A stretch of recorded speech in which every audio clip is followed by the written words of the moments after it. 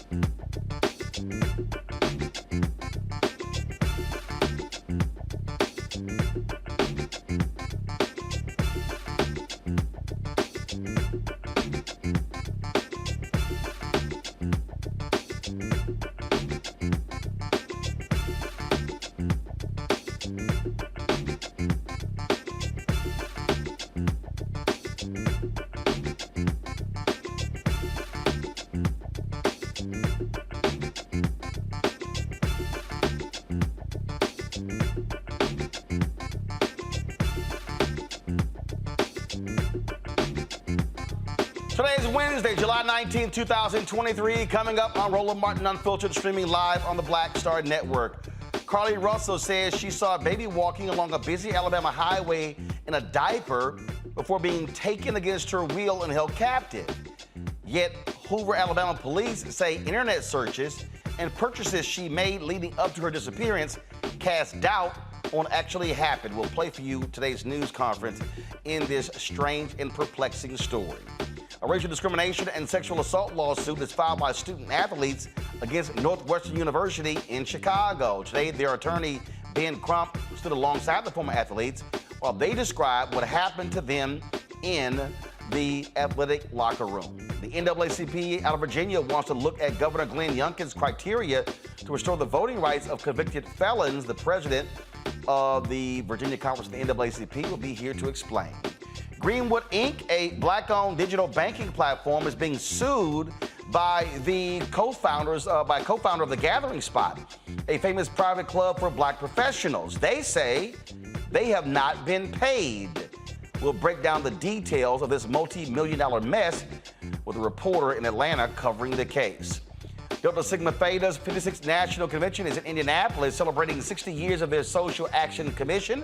Sorority's president, Elsie Cook Holmes, will talk to us about Vice President Kamala Harris delivering the keynote address. In addition, today, they also initiated their new honorary members. Hopefully she'll tell us who they are. Also, folks, in our Tech Talk segment, the Fanbase app is reaching new heights. The founder, Isaac Hayes III, is here to update us on their fundraising initiative. And Florida, did they actually say that formerly enslaved people were able to develop a skill set to help them personally in slavery? Y'all, they literally put this in the history books. These people are despicable. We'll break that down as well. It's time to bring the funk of Roland Martin Unfiltered on the Black Star Network. Let's go. He's got whatever the miss, he's on it. Whatever it is, he's got the scoop, the fact, the find. And when it breaks, he's right on time and it's rolling. Best believe he's knowing. Putting it down from sports to news to politics. With entertainment just for kicks, he's rolling. It's on go, roll, roll, y'all. It's rolling.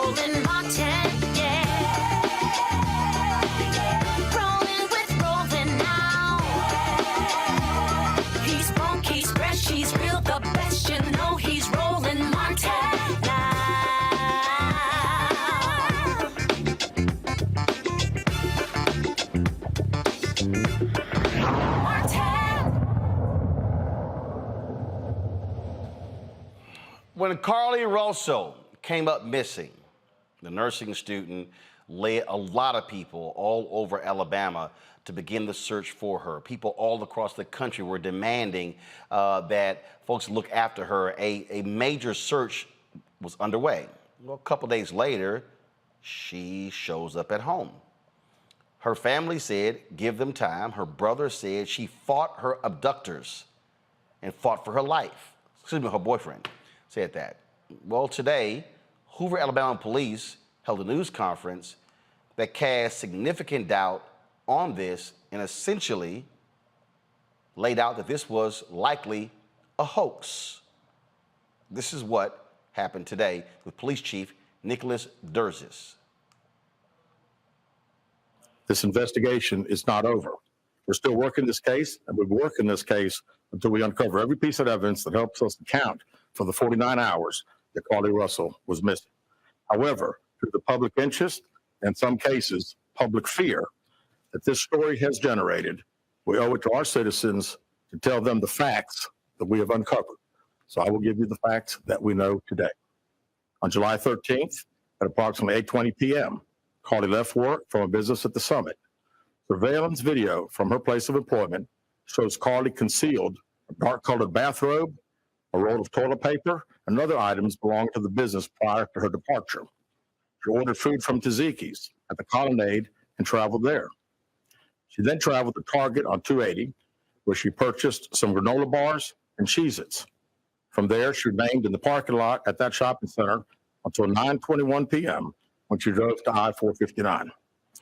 Carlee communicated on her cell phone with individuals known to her while on her path of travel up to the point of calling 911 at 9:34 p.m.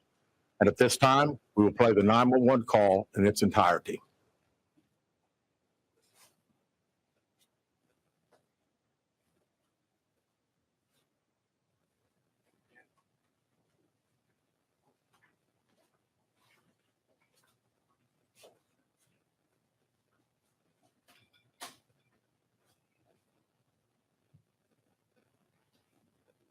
Hi, I am on Interstate 459, and there is a kid just walking by themselves. Oh, hold on. Where on 459 are you? I'm right next to the exit 10 by the cover bed, like you got my meeting. Okay, so you're before that exit? Yes. Okay, and were you headed southbound or northbound? Okay, 480. Towards Tuscaloosa. Okay. And what's the child on the left or right side? On the right side. They're walking northbound or southbound? They're walking towards Tuscaloosa. Walking southbound? Or how old is they like? What's a toddler? Like, maybe like 3 or 4? Did you go under with them? Are you still with them? Are you with the child right now? No, I'm not. I'm out of the car. Do you mind saying anything about it? Yeah, sure, yeah. What kind of car are you in? I'm in a Mercedes-Benz. I mean, it's a sedan. Okay.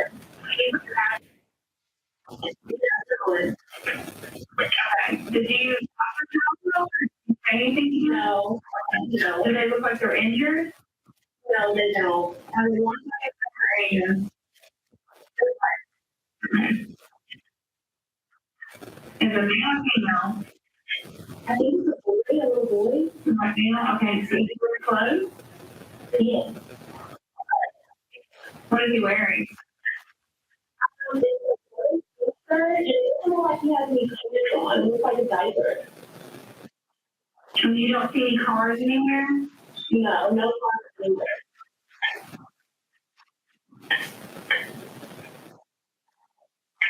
Okay. All right. What's your name? My name is Carlee Russell.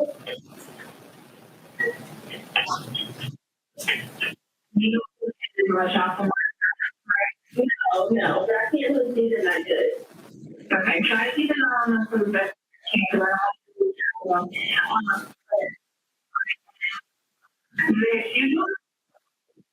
No, she's not that I can't really see that. Look. All right. Alright. On the way. Just try to stay, on the officers are on the way, okay? Okay, thanks.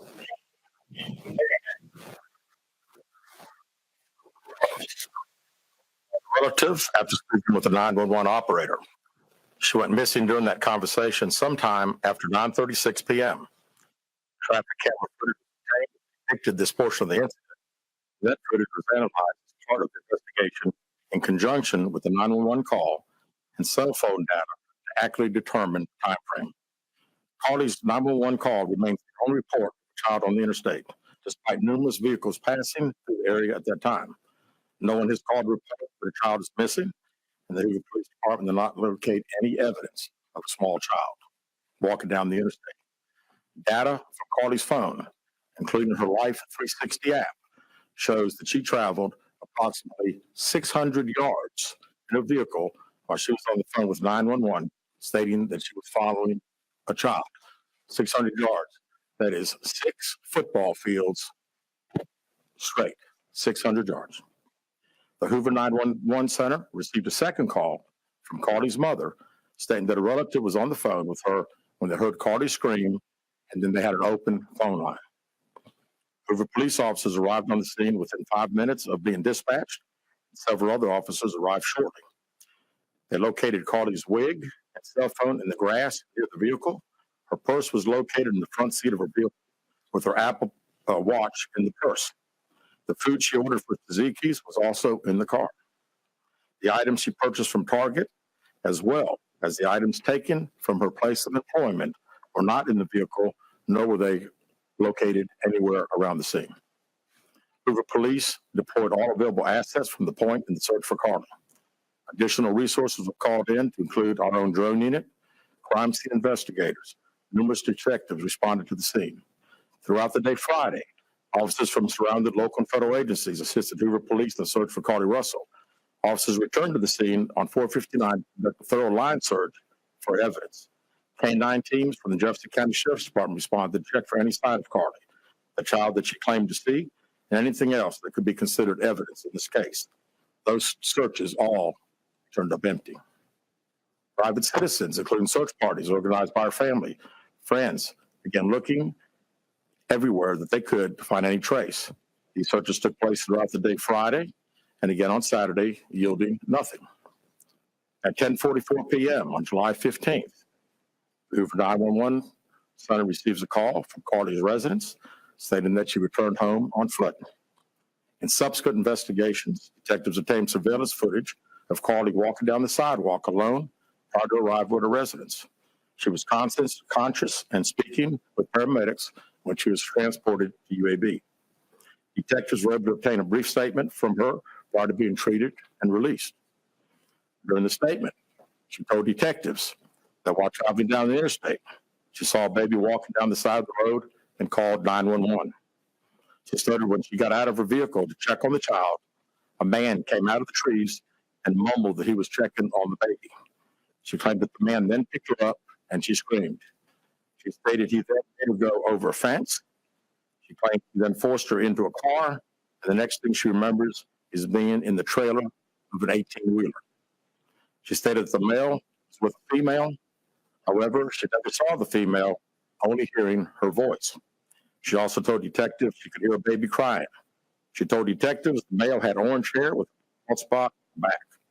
She said she was able to escape the 18-wheeler and fled on foot, only to be captured again and then put in a car. She claimed she was then blindfolded but was not tied up because the captor said they did not want to leave impressions on her wrists. She said that they took her into a house and made her get undressed. She believes they took pictures of her, but she does not remember them having any physical or sexual contact. She stated the next day she woke up and was fed cheese crackers by the female. She said the woman also played with her hair, but could not remember anything else. At some point, she was put back in a vehicle she claims was able to escape while it was in the West Hoover area. She told detectives she ran through lots of woods until she came out near her residence. During this interview, detectives noted that Carlee had a small injury to her lip, and she claimed that her head was hurting. She also had a tear in her shirt. Detectives also noted that she had $107 cash in her right sock. Out of respect for Carlee and her family, detectives did not press for additional information in this interview and made plans to speak with her in detail after giving her time to rest. Detectives continue analyzing data from Carlee's cell phone that was left behind at the scene. We enlisted the help of the United States Secret Service in conducting this analysis. Part of what data includes several internet searches in the days leading up to her disappearance that I think are very relevant to this case. On July 11th at 7:30 a.m., the term "you have to pay for an Amber Alert" was searched. On July 13th at 1:03 a.m., the day of her disappearance, the term "how to take money from a register without being caught" was searched. On July 13th at 2:13 a.m., the day of her disappearance, the term "Birmingham bus station" was searched. On July 13th, 2:35 a.m., a search for a one-way bus ticket from Birmingham to Nashville was conducted with a departure date of July 13th. On July 13th at 12:10 p.m., a search for the movie Taken, a film about abduction, was conducted. There were two searches related to Amber Alerts on a computer at Carlee's place of employment, including one regarding the maximum age of an Amber Alert. There were other searches on Carlee's phone that appeared to shed some light on her mindset, but out of respect for her privacy, we will not be releasing the content of those searches at this time. We've asked to interview Carlee a second time, but have not been granted that request. As you can see, there are many questions left to be answered, but only Carlee can provide those answers. What we can say is that we've been unable to verify most of Carlee's initial statement made to investigators, and we have no reason to believe that there is a threat to the public safety related to this particular case. All right, folks, it's a whole lot we got to unpack. We'll do so with our panel next after this break, folks. Be sure to, if you're watching YouTube, hit the like button so we can exceed 1,000 likes in the first hour. Also, don't forget, download our Black Star Network app, Apple phone, Android phone, Apple TV, Android TV, Roku, Amazon Fire TV, Xbox One, Samsung Smart TV. Also, support our Bring the Funk fan club. Send checking money orders to P.O. Box 57196, Washington, D.C. 20037-0196. Cash App, $RM Unfiltered, PayPal or Martin Unfiltered. Venmo is RM Unfiltered. Zelle is Roland at RolandSMartin.com, Roland at RolandMartinUnfiltered.com. And be sure to remember, you can watch our 24-hour streaming channel on Amazon News by simply going to Amazon Fire. You can also say, Alexa, play news from Black Star Network. And you can also watch us on Plex TV. And so simply go to Plex, search for Black Star Network, find us under Live TV, News and Opinion. And don't forget, get a copy of my book, White Fear, How the Browning of America is Making White Folks Lose Their Minds, available at bookstores nationwide, Amazon, Barnes & Noble, Target. Also, you can download a copy on Audible. We'll be right back.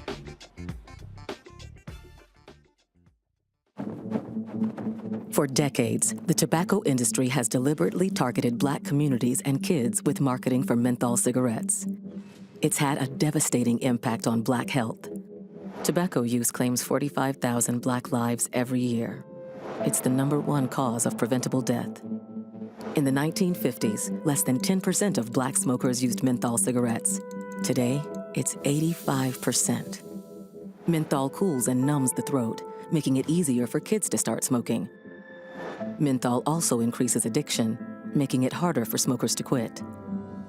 Menthol cigarettes are a big reason why Black Americans have a harder time quitting smoking and die at higher rates from smoking-related diseases like cancer, heart disease, and stroke. It's time to stop Big Tobacco from profiting off Black lives. An FDA ban on menthol cigarettes will improve Black health, save lives, and protect future generations from addiction. Learn more at tobaccofreekids.org/ban menthol.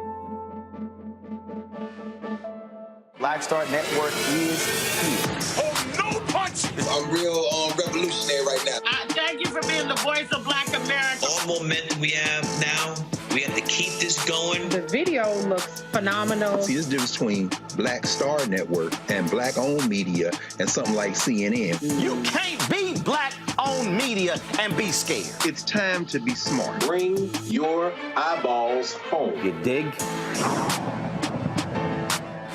Hey, what's up? It's Tammy Roman. Hey, it's John Murray, the executive producer of the new Sherry Shepherd Talk Show. It's me, Sherry Shepherd, and you know what you're watching, Roland Martin Unfiltered. All right, folks, my panel, Robert Patillo. He is the host of People, Passion, Politics on News and Talk 1380 WAOK out of Atlanta. Rebecca Carruthers, she is Vice President, Fair Elections Center out of D.C. A. Scott Bolden, attorney and former chair in National Bar Association and the D.C. Chamber of Commerce, PAX out of D.C. as well. All right, Rebecca, a whole lot to unpack and digest here. If you look at social media, it's a bunch of pissed off black people because there were a lot of people who organized and mobilized quickly to demand folks search for her. We know cases where black women come up missing and they don't get the same amount of coverage. That was not the case here. Authorities moved quickly, and based upon what we have seen thus far, this was all a hoax. You know, it's sad to say, but this doesn't look good. I'm glad that Carlee is physically safe. And I just want to emphasize she's physically safe. But yes, there's a lot of mental health and other considerations and undergoing evaluation and treatment that's going to have to happen the next few days and even into the coming months. What's really sad about this is on social media, you know, people are comparing this to Justice Smollett.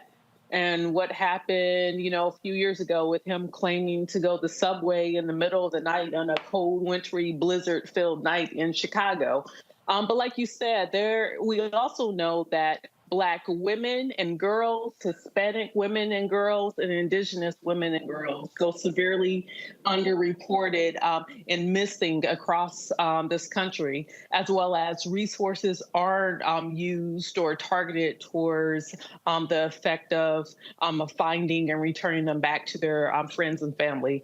This situation is very sad. I know we're going to find out more in the next coming days. But, you know, I really do feel for the young woman, and I do hope she gets the help that she needs. Let me say this here, Robert. I've seen a lot of black folks say on social, oh, my goodness, this hurts our race. This hurts when there's a real case where a black woman is gone missing or abducted. This is just not right. Let me remind people of what took place last year. Go to my iPad. California woman who admitted to faking her kidnapping is sentenced to 18 months in prison. Sherry Papini gained national attention when she was missing for weeks, and then they found her actually with her ex-boyfriend. She also said, as you see the story here, she eventually reappeared with an elaborate story of being abducted by two Hispanic men, chained to a pole for 3 weeks, beaten and branded before being released by the side of a highway.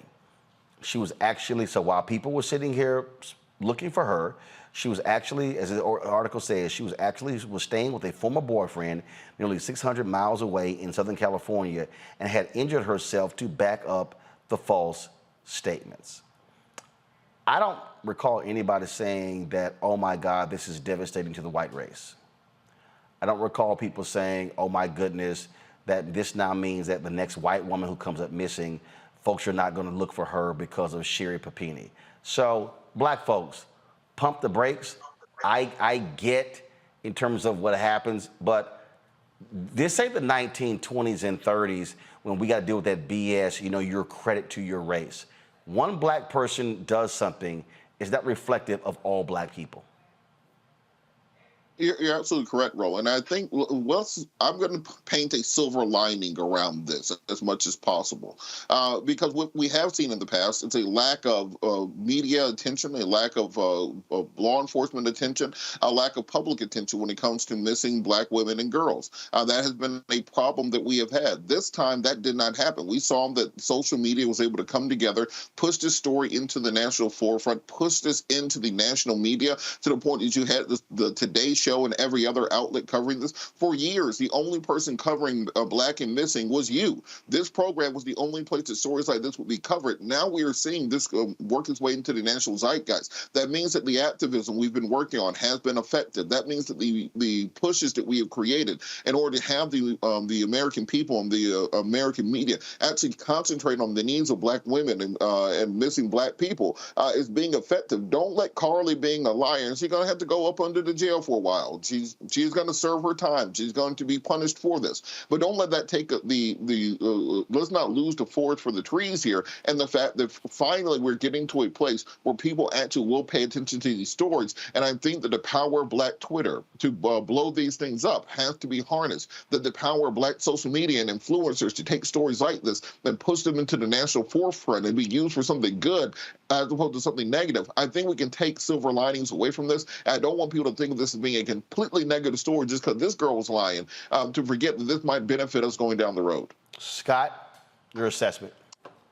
Well, I'm not so sure, or I'm not going to rush that her story is false. As a former prosecutor and someone who's been in this space looking for missing people in New York and other places, let me say this. Lies have no details, right? And right now the police don't have any details, have these broad strokes of facts. They're looking for corroboration. Right now they don't have it.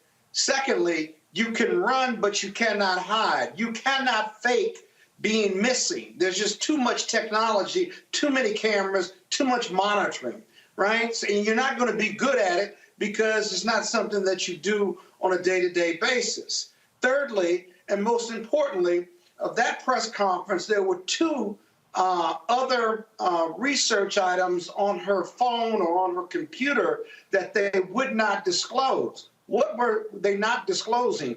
It probably had to do with mental health or something else that they're going to pursue, but they weren't ready to disclose it because it'll tie up the facts whether this is true or not. And so if it is a mental health issue, they couldn't disclose that anyway, but they're going to pursue that. And then secondly, we should wait to see when and if that second interview is going to take place, because you know, only Carlee knows where she was, what she was doing, and who else was with her. And if she's mentally ill and faked all of this, then she'll also have the answers to that. If she makes the police put more time, money, and resources into piecing this thing together, it's more likely than less likely that if it was a hoax, she's going to be prosecuted. You know, it is it is a issue that we know this when it comes to Black and missing. Rebecca, that it is a problem, and the reality is that when one of these things happen, it might cause folks to say, "Oh my goodness, hold up, let's pause here."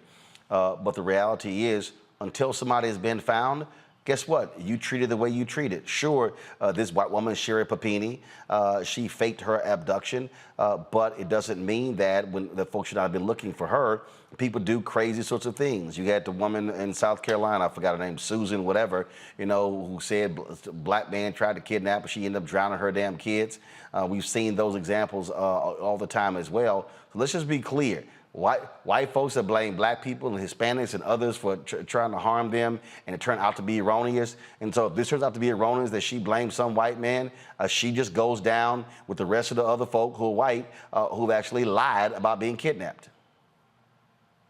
Yeah, and I think, too, even Robert's point about the silver lining is that people united, they use their particular platforms, whether you are an individual influencer of just your own family or friends, or if you're Cardi B and you have millions of people around the world who listen to the things that you send out and post on your social media. So I would just encourage people out there, like, hey, there are a lot of Black women and girls, children, period, who go missing every year. There are many great partners who try to put out that type of information. So use your social media as a platform to magnify, to make sure that the thousands of Black women and children who are missing are found, that their families are able to get some type of closure if it turns out that they're not able to be found safely. All right, folks, gotta go to a break. We come back. We'll talk about the NAACP in Virginia. They are demanding answers from Virginia Governor Glenn Youngkin when it comes to restoring the felon rights in that state. Also, there's been a lawsuit now filed against Ron DeSantis in Florida for his stunt where they arrested formerly incarcerated folks who registered to vote. And that was all bogus because the charges all got tossed because they were told they could vote. So we'll talk about both of those next, right here on Roland Martin Unfiltered on the Black Star Network. My early days on the road, I've learned, well, first of all, as a musician, I studied not only piano, but I was also drummer and percussion. I was all city percussion as well. So I was one of the best in the city on percussion. There you go. Also studied trumpet, cello, violin, and bass, and any other instrument I could get my hand on. And with that study, I learned again what was for me. I learned what it meant to do what the instruments in the orchestra meant to each other in the relationships. Right. So that prepared me to be a leader. That prepared me to lead orchestras and to conduct orchestras. That prepared me to know to be a leader of men, they have to respect you and know that you know the music. You have to be the teacher of the music. You have to know the music better than anybody. There you go. Right, so you can't walk in unprepared.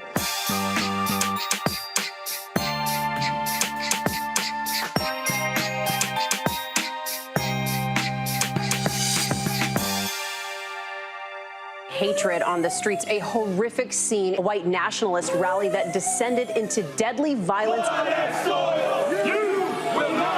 White people are losing their damn minds.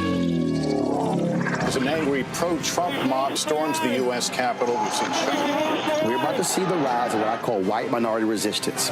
We have seen white folks in this country who simply cannot tolerate black folks voting. I think what we're seeing is the inevitable result of violent denial. This is part of American history. Every time that people of color have made progress, whether real or symbolic, there has been what Carol Anderson at Emory University calls white rage as a backlash. This is the rise of the Proud Boys and the Boogaloo Boys. America, there's going to be more of this. Here's all the Proud Boys, guys. This country is getting increasingly racist in its behaviors and its attitudes because of the fear of white people. The fear that they're taking our jobs, they're taking our resources, they're taking our women. This is white fear.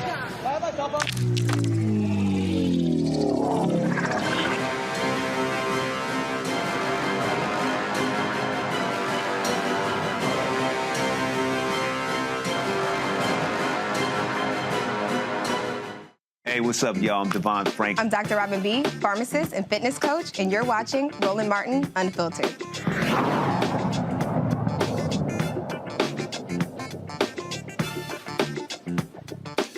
All right, folks, in Virginia, Governor Glenn Youngkin weighs restoring the voting rights after criticism from the NAACP. He's deliberating some of the circumstances of their crimes, focusing on being less likely to favor those who used a firearm to commit a crime.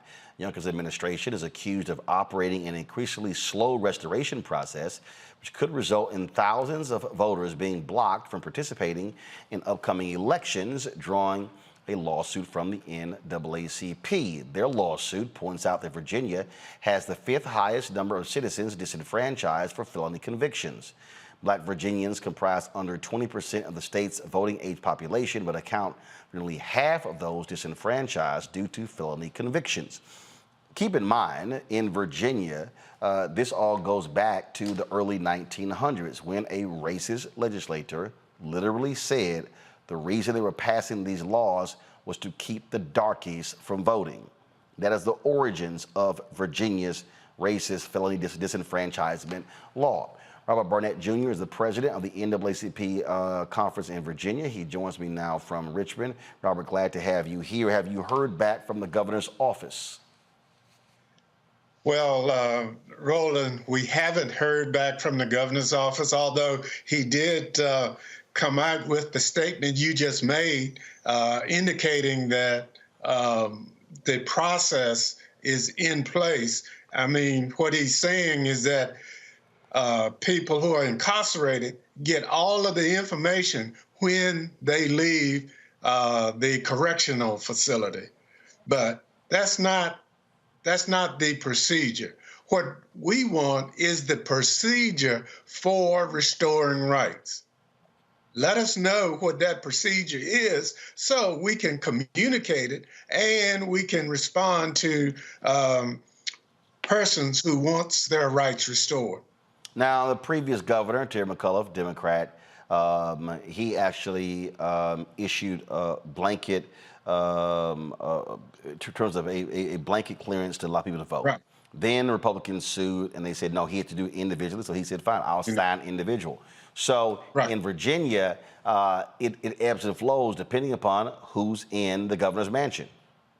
That is correct. And the previous two governors have found ways to speed the process up. And if this governor wanted to do that, I believe he could do that. If the other two did it, why can't he do it? Give us the criteria so we can help felons restore their rights and get back into the community. Once they're in the community, we know that they contribute vastly to the economy and re-engaging in the community. And the right to vote is key to that. You know, when what we're seeing again, this is one of those distinctions when I try to make clear to people and people say, oh, Republicans and Democrats, they are the same. This is one of those cases that are not. In nearly all cases, Democrats are likely going to support restoring the voting rights of those formerly incarcerated, and Republicans typically are the ones who absolutely oppose it. That is correct. And that's exactly what's happening here in Virginia. Here this year, all 140 seats are up for election. And we need everyone who's qualified to vote to do so. And restoration of rights to felons who have lost their rights is key to making sure that they have a voice in our democracy. That's what's happening, Roland. They do not have a voice in our democracy if the governor continued to slow down the voting rights restoration process. So when you talk about a process, I mean, it's kind of simple. That is, all right, where do I file? What do I do? Do I write something like, for instance, in Florida, they have this commission the governor sits on where they literally will call people where they have to actually go personally testify. And so what you're saying is that Governor Glenn Youngkin does not have anything that's on a website or whatever that lays out how somebody who's formerly incarcerated, who's formerly a felon, how they can try to get their voting rights back. It's just in the air. It's just in the air. And that's what we FOIA the governor's office to ask. What is the process? Give us a clear explanation of the reason why a person's application has been denied. We asked for the number of people who had applied, the number of people who were denied, the number of people whose applicants are still in the process, and we haven't gotten an answer as of yet. And so, again, that's why we're calling for a clear explanation of the steps that the applicant must take in order to get their rights restored. All right, then. Robert Barnette, Virginia NAACP, we appreciate it. Thanks a lot. Thank you. To our panel, in Florida, a lawsuit has been filed against Florida Governor Ron DeSantis over the issue of voting. This is a political story. Go to my iPad. Florida and DeSantis blasted over voter eligibility in new federal lawsuit. The Florida Rights Restoration Coalition, they have actually filed that lawsuit in a federal court in Miami. Asserts, as the story suggests, asserting the current process surrounding voter eligibility of the nation's third most populous state is unconstitutional and violates federal voting laws. Keep in mind, the Florida Rights Restoration Coalition, they were able to get the amendment passed to restore voting rights for those formerly incarcerated. Republicans then went back and said, oh, well, actually, people thought that what you really meant was they had to pay all of their fines before they actually get their rights back. Then the Republicans who packed the Supreme Court agreed with that as well. And so what you had is, then you had Ron DeSantis, who intimidated voters by having formerly incarcerated folks, a number of them arrested right before the election, saying that they had voted unlawful. All those cases were thrown out by judges who said that was a lie. This is a perfect example, Scott, of what happens in these states that are led by these Republican governors. And again, when people say, "Oh, both parties, they're the actual same," this is an example whether or not Republicans want to restrict voting, Democrats want to expand voting. Well, the Republicans want to constrict voting because they're the party of no, and they know they don't have enough votes straight up in order to win most federal elections. Maybe the state elections are very different.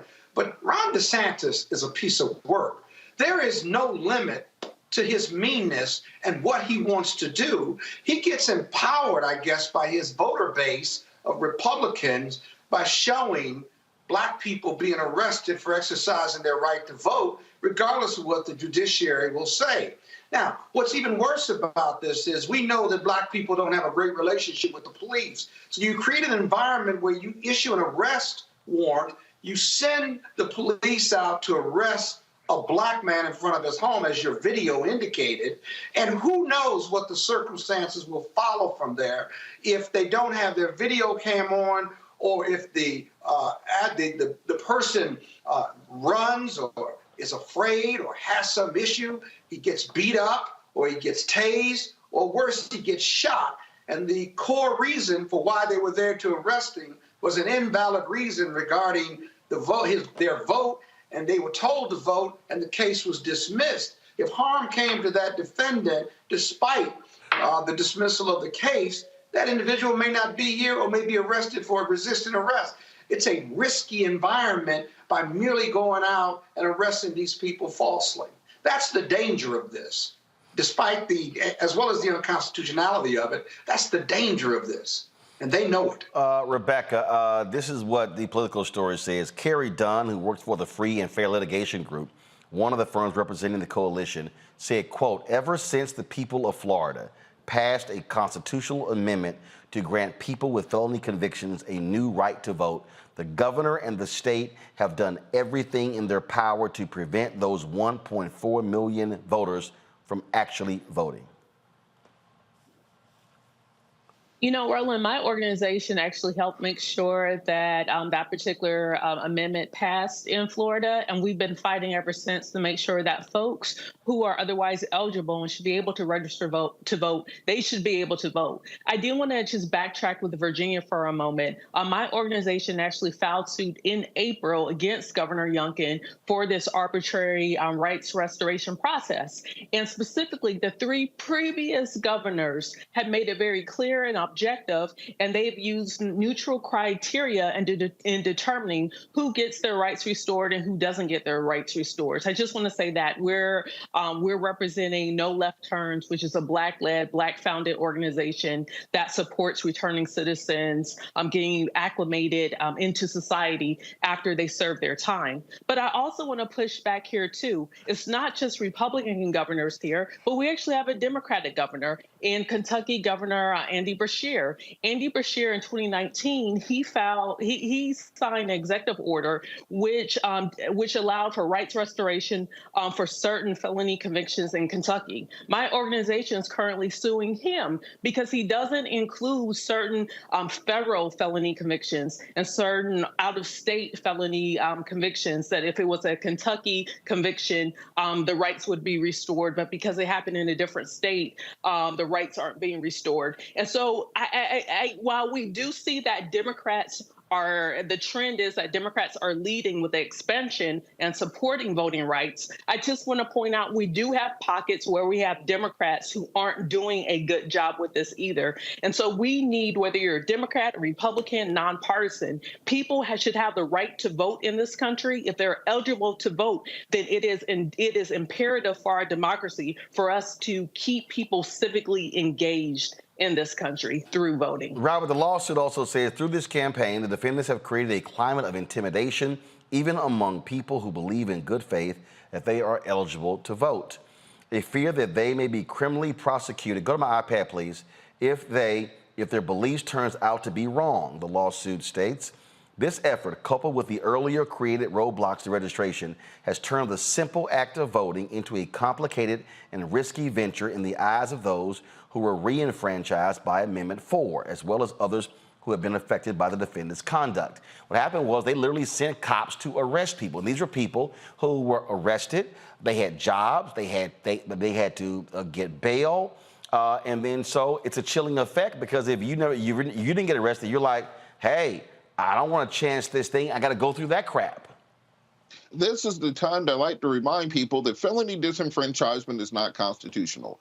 The concept of felony disenfranchisement is based upon a portion of the Civil Rights Amendment, the 15th Amendment, that says a person, the right to vote will not be abridged unless yada, yada, yada. And then it says conviction of a high crime or participation in an insurrection. That is to say, the reason that we even have felony disenfranchisement right now is a misinterpretation of the post-Civil War amendments that were meant to stop former Confederate soldiers from voting and for holding public office after they rebelled against the United States of America. Courts in the as recently as 1974 in the Ramirez decision held that to mean that somebody convicted of a felony on the state level could be disenfranchised. We could change that with an act of Congress so we get the 60 vote to the United States Senate. If this case went back before a Supreme Court that wasn't controlled by MAGA justices, it could be overturned on the federal level. So instead of playing this kind of whack-a-mole, this kind of state-by-state issue of trying to determine what felony disenfranchisement is and isn't, what are the free states and the slave states when it comes to who's allowed to vote, I think this is a time that we have to make a federal push on this issue. I've been talking about this for 20 years at least. This is the time when it can happen. If you want to get Republicans on board, just remind them that after President Trump is convicted of all these felonies, he won't be able to vote unless we change the felony disenfranchisement rules. And the point I said earlier, Scott, that people need to understand, many of these laws go directly back to post-slavery. They go to Jim Crow. And we just cannot act as if that's not the case. So they can try to say, well, that was so long ago, we've updated, and so there are other reasons today. No, the purpose of these laws, and the laws were changed because the white folks needed black people to be out there giving free labor, and then they knew they go to prison, then the 13th Amendment doesn't apply, and therefore they can have free labor in those prisons. The peonage system was real, and so the laws were changed. They were specifically changed to target black people. So you can add black people to the whole Confederate soldier piece that they didn't want to be able to vote as well. It's all rooted primarily with slavery and racial discrimination against black people and brown people. And you still have the majority of these prisons in the U.S. filled with black and brown people because they're unfairly targeted. But the reality is you can throw bail reform in that federal legislation, Robert, also, because at the state level, Illinois just did away with, and the Illinois Supreme Court just said it was constitutionally feasible to do away with bail requirements, which is also caught up in this whole cash bail system. Yep. Cash bail, at least. So, but again, that cash bail folk kept people in jail if they had prior records, or if they couldn't afford to pay $500 or $100 to get out of jail. So lots of reform to do. Black people got to vote. You get black people to vote and put Democrats in who share their values, you can change a whole lot of this stuff legally. But we don't vote. So we're stuck with trying to manage the results of not voting. Well, we vote. We're simply not voting our enough. No, we don't vote enough. No. Excuse me. Scott, you're a lawyer. You're a lawyer, and I operate factually. Black people vote. We don't vote in terms of maximizing our numbers. There are places. But I said that. No. When you said black folks don't vote, that's what you said. Yeah, well, they don't. We need them to vote. Well, no. But again, though, saying that we don't vote and saying that we need to be maximizing our numbers are two separate things. The reality is, well, again, though, you were wrong, and so you're being corrected. So the reality is, black folks do vote, but there are many places that we're not maximizing our numbers.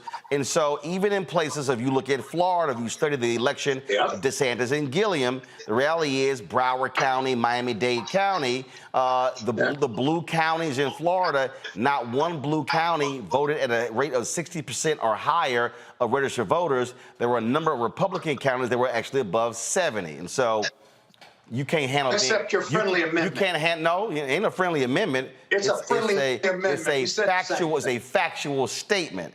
And so again, alphas have to continue to school cap. Wants to get it on. You don't get it on with anybody else on the panel but me. Why don't you jump on Robert or your other guest? Because here's the deal. Coming after me. Robert and Rebecca don't make factual errors.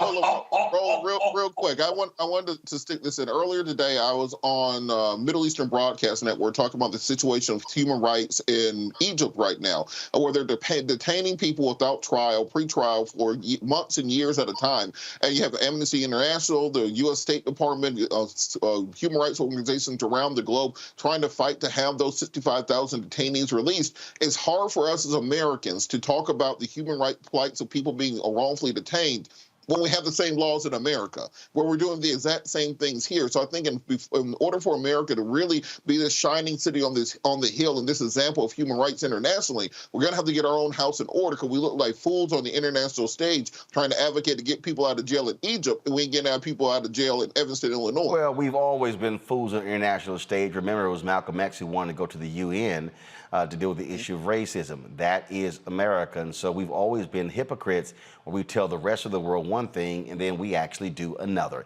Got to go to break. We come back. We're going to talk about the Northwestern lawsuit. Ben Crump is leading. He is going to join us to talk about that. We're going to, of course, he had a news conference today in Chicago, and where these former players alleging massive hazing going on. They've since fired not only the football coach, but the baseball coach as well. So lots to unpack there as well. Florida, just staying stuck on stupid. You got to hear what these fools actually said about slavery and what they're actually putting in their history books. These people are demented. So we'll talk about that. Plus, we got the founder of Fanbase, the social media app, on talking about their crowdfunding effort. So all of that right here on Roland Martin Unfiltered on the Black Star Network.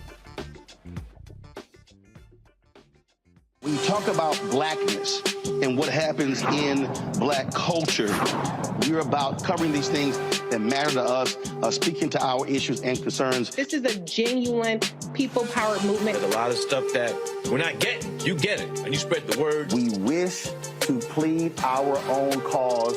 Too long have others spoken for us. We cannot tell our own story if we can't pay for it. This is about covering us. Invest in black-owned media. Your dollars matter. We don't have to keep asking them to cover our stuff. So please support us in what we do, folks. We want to hit 2,000 people, $50 this month, raise $100,000. We're behind $100,000, so we want to hit that. Y'all money makes this possible. Check some money orders. Go to P.O. Box 57196, Washington, D.C. 20037-0196. The Cash App is $RM Unfiltered. PayPal is RMartin Unfiltered. Venmo is RM Unfiltered. Zelle is Roland at RolandSMartin.com. Coming up next on The Frequency, right here on the Black Star Network, Shanita Hubbard. We're talking about the ride or die chick. We're breaking it down. The stereotype of the strong black woman. Some of us are operating with it as if it's a badge of honor. Like, you even hear black women like aspiring to be this ride or die chick, aspiring to be this strong black woman trope at their own expense. Next on The Frequency, right here on the Black Star Network. Hello, I'm Paula J. Parker. Truly proud on the Proud Family. I am Tommy Davidson. I play Oscar on Proud Family, Louder and Proud. Hi, I'm Jo Marie Payton, voice of Sugar Mama on Disney's Louder and Prouder, Disney Plus. And I'm with Roland Martin on Unfiltered.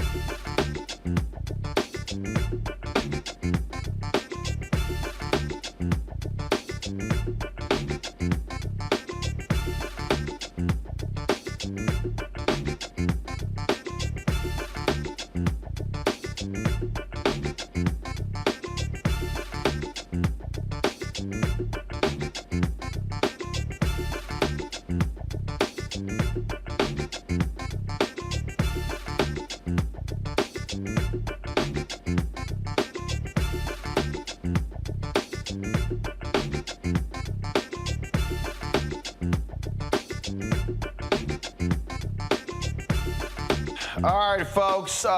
Former players at Northwestern are angry and upset. They are alleging massive hazing taking place among the athletic programs there. They say the leadership there has allowed racial discrimination, enabled and concealed sexual misconduct amidst a hazing scandal. 2 coaches, the football coach and the baseball coach, have both been fired. Today, civil rights attorney Ben Crump and several former players describe what they experienced and why the lawsuit is critical. Over 15 young men and women who were college athletes at Northwestern University.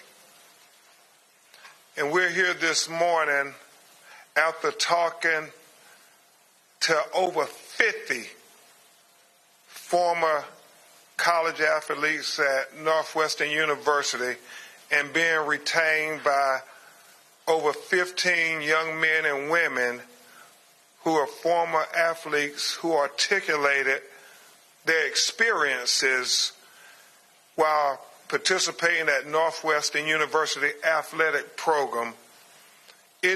Fortunately, all of us were placed into a culture where, as you've heard, sexual violence and sexual assault was rampant as a hazing practice. Unfortunately for us, we were incoming freshmen, so we had no reference point to know if this was just a college football thing or just a uniquely Northwestern thing. So that's kind of what went into normalizing it for us and leading us not to question it too much. Obviously, in the moment, it was weird, but when you zoom out, like everybody else was doing it. So is this a normal thing? We're also 17. So the reason why the rest of us are coming forward is to strengthen and empower other student athletes who potentially are going through this at this very moment, and to have our story be heard and encourage other people to do the same thing. I was a scholarship quarterback and wide receiver for the Northwestern Wildcats for the 2015, 2016, and 2017 seasons. I graduated early and left the team before my final season. I grew up in Oak Park, and I come from a family of proud Northwestern graduates. My great-grandfather, my father, and my older brother are all Northwestern alumni. Growing up, I attended Northwestern football games and used to watch my brother lead the drumline while imagining how amazing it would be to follow in my family's footsteps and put on that Wildcat jersey. Like the other players involved in this legal action, I was very proud and excited to accept a scholarship and be part of the football program. However, the university and the football program has let us down. That's why we're here today. Upon arrival to campus, we were thrown into a culture where physical, emotional, and sexual abuse was normalized. No teammate I knew liked hazing. We were all victims, no matter what our role was at the time. But the culture was so strong that we felt we had to go with it to survive, to be respected, and to earn the trust within the football program. There was a code of silence that felt insurmountable to break, and speaking up could lead to consequences that affected playing time and could warrant further abuse. Normalizing this culture became a necessity. The abuse of hazing was so entrenched in the Northwestern football culture that even some of our coaches took part in it. The graphic, sexually intense behavior was well known throughout the program. We were physically and emotionally beaten down, and some players have contemplated suicide as a result. The abusive culture was especially devastating for many players of color. My situation was unique. I'm a legacy student, and my parents had the means to send me to Northwestern or any college with or without a football scholarship. But that was not the case for many of my teammates, especially those of color.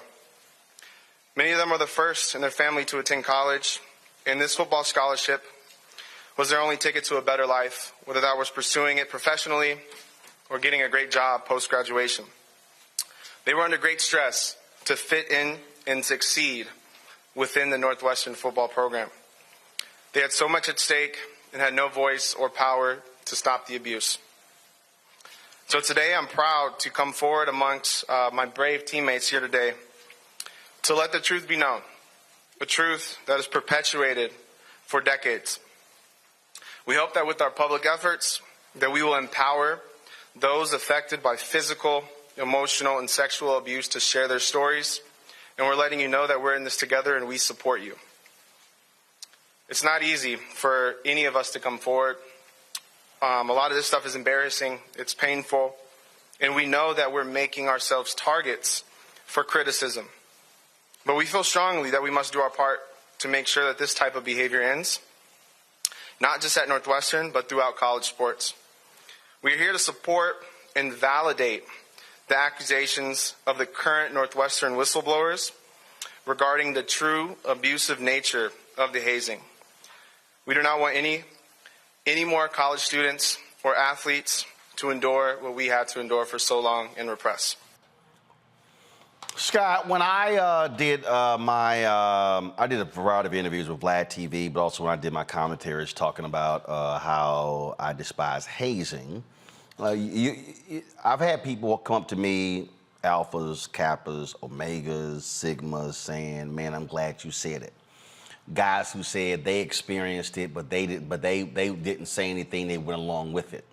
I've run into people who said they still, to this day, bear the scars and the trauma of being hazed when they pledged.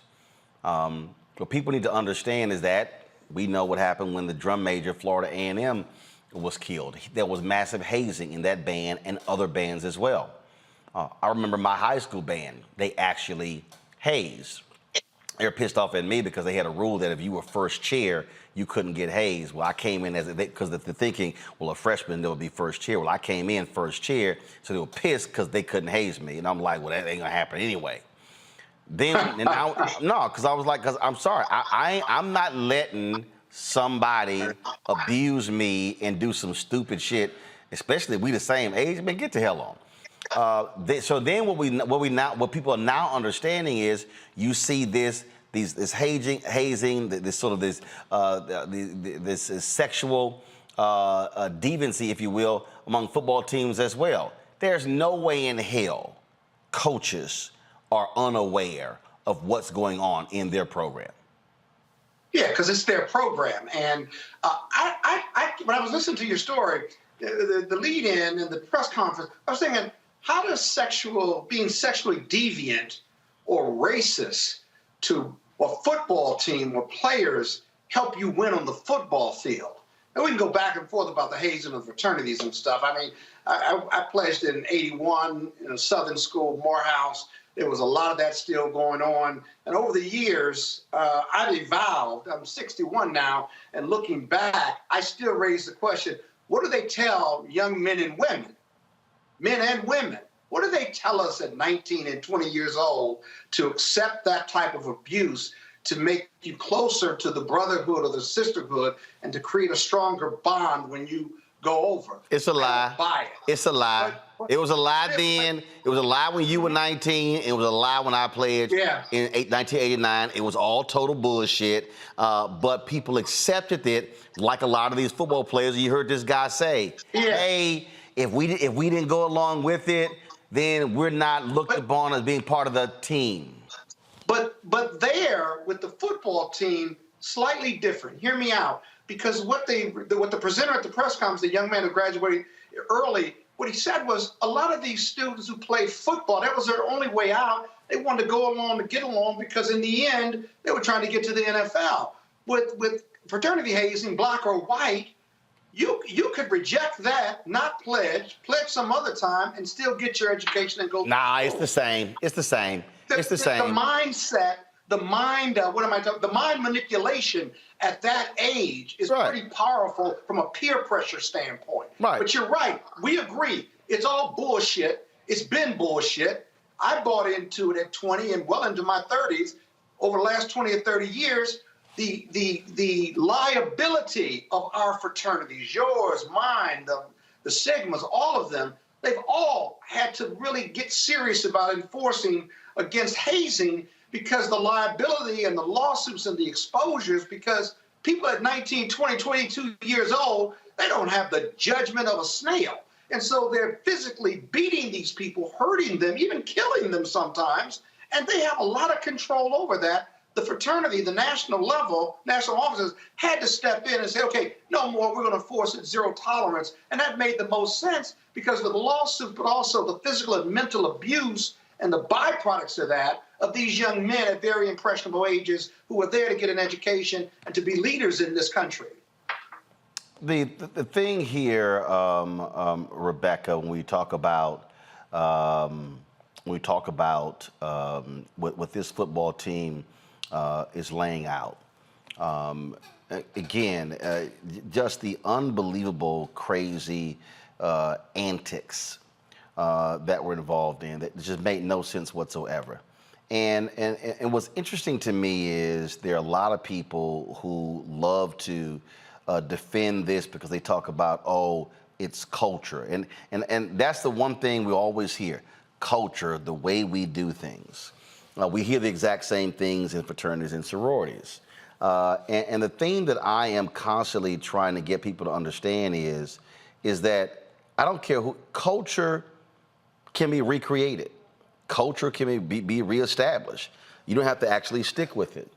And you heard the guy say that he knows of several players who've contemplated suicide. When you talk about what has happened in the fraternities and sororities, there are people who've actually died. I crossed April 27th, 1989. Scott talked about going to Morehouse.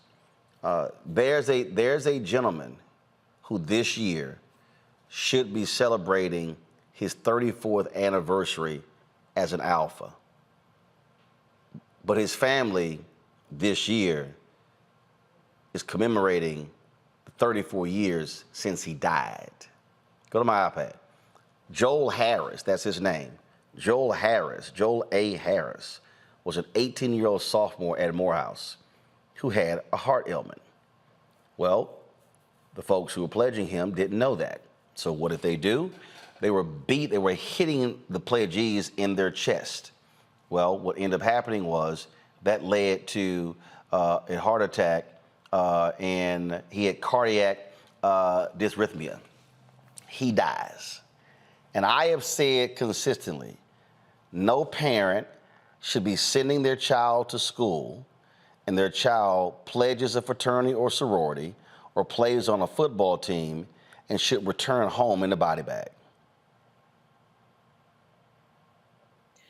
So my sorority, Alpha Kappa Alpha, sorority incorporated, just like Alpha Phi Alpha, Kappa Alpha Psi, as well as the rest of the Divine Nine, Black sorority and fraternities have taken an anti-hazing stance.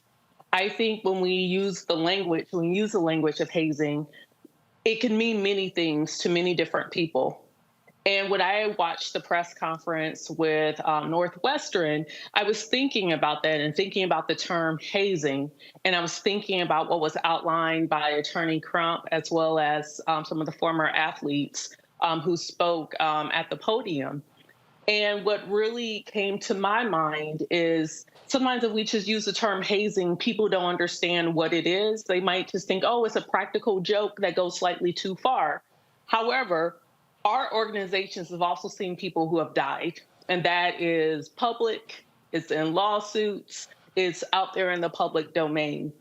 I think what's really important here, especially for what has occurred at Northwestern, is calling out the specifics of things that have happened, talking about the sexual humiliation, talking about the racial humiliation, talking about other physical things that should not have happened and does not go towards team building. It is not building someone up. It's not tearing someone down just to build them up and to strengthen them and to strengthen the core of their character. That's not what happened here. It was assault.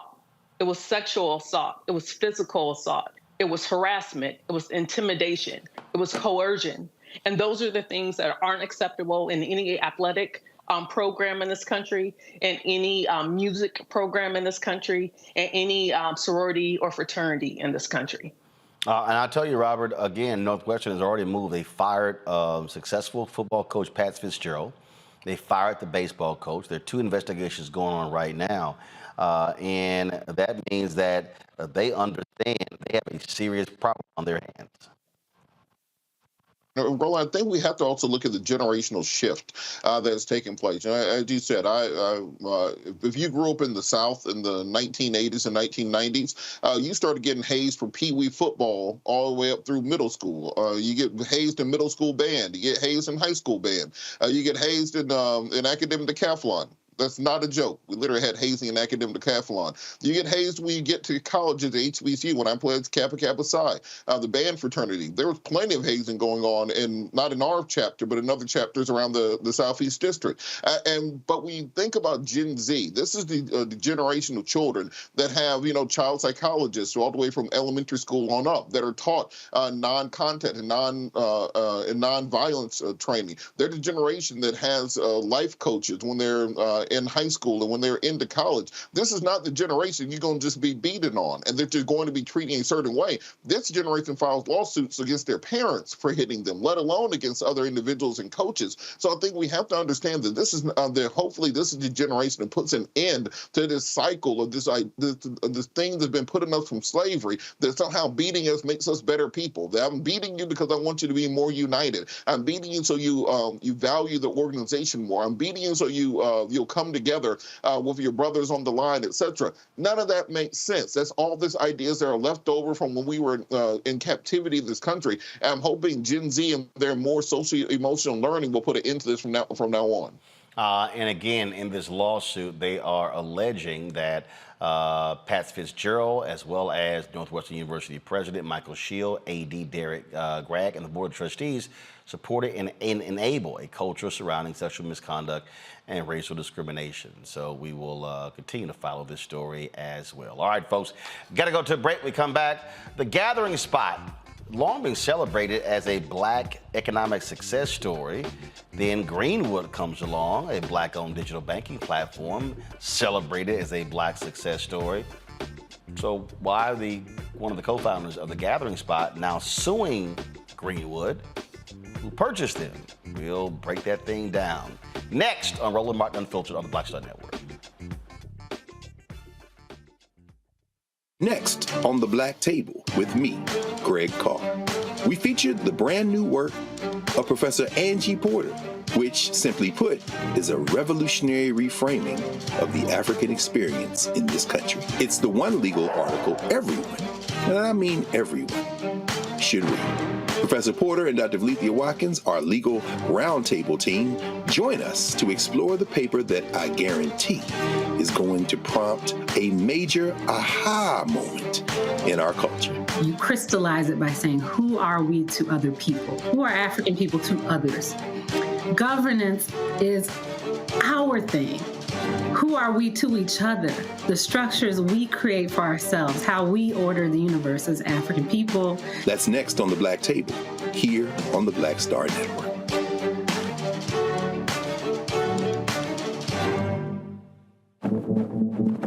For decades, the tobacco industry has deliberately targeted Black communities and kids with marketing for menthol cigarettes. It's had a devastating impact on Black health. Tobacco use claims 45,000 Black lives every year. It's the #1 cause of preventable death. In the 1950s, less than 10% of Black smokers used menthol cigarettes. Today, it's 85%. Ban menthol cigarettes. Save lives. Hey, what's up, y'all? I'm Devon Franklin. It is always a pleasure to be in the house. You are watching Roland Martin Unfiltered. Stay right here.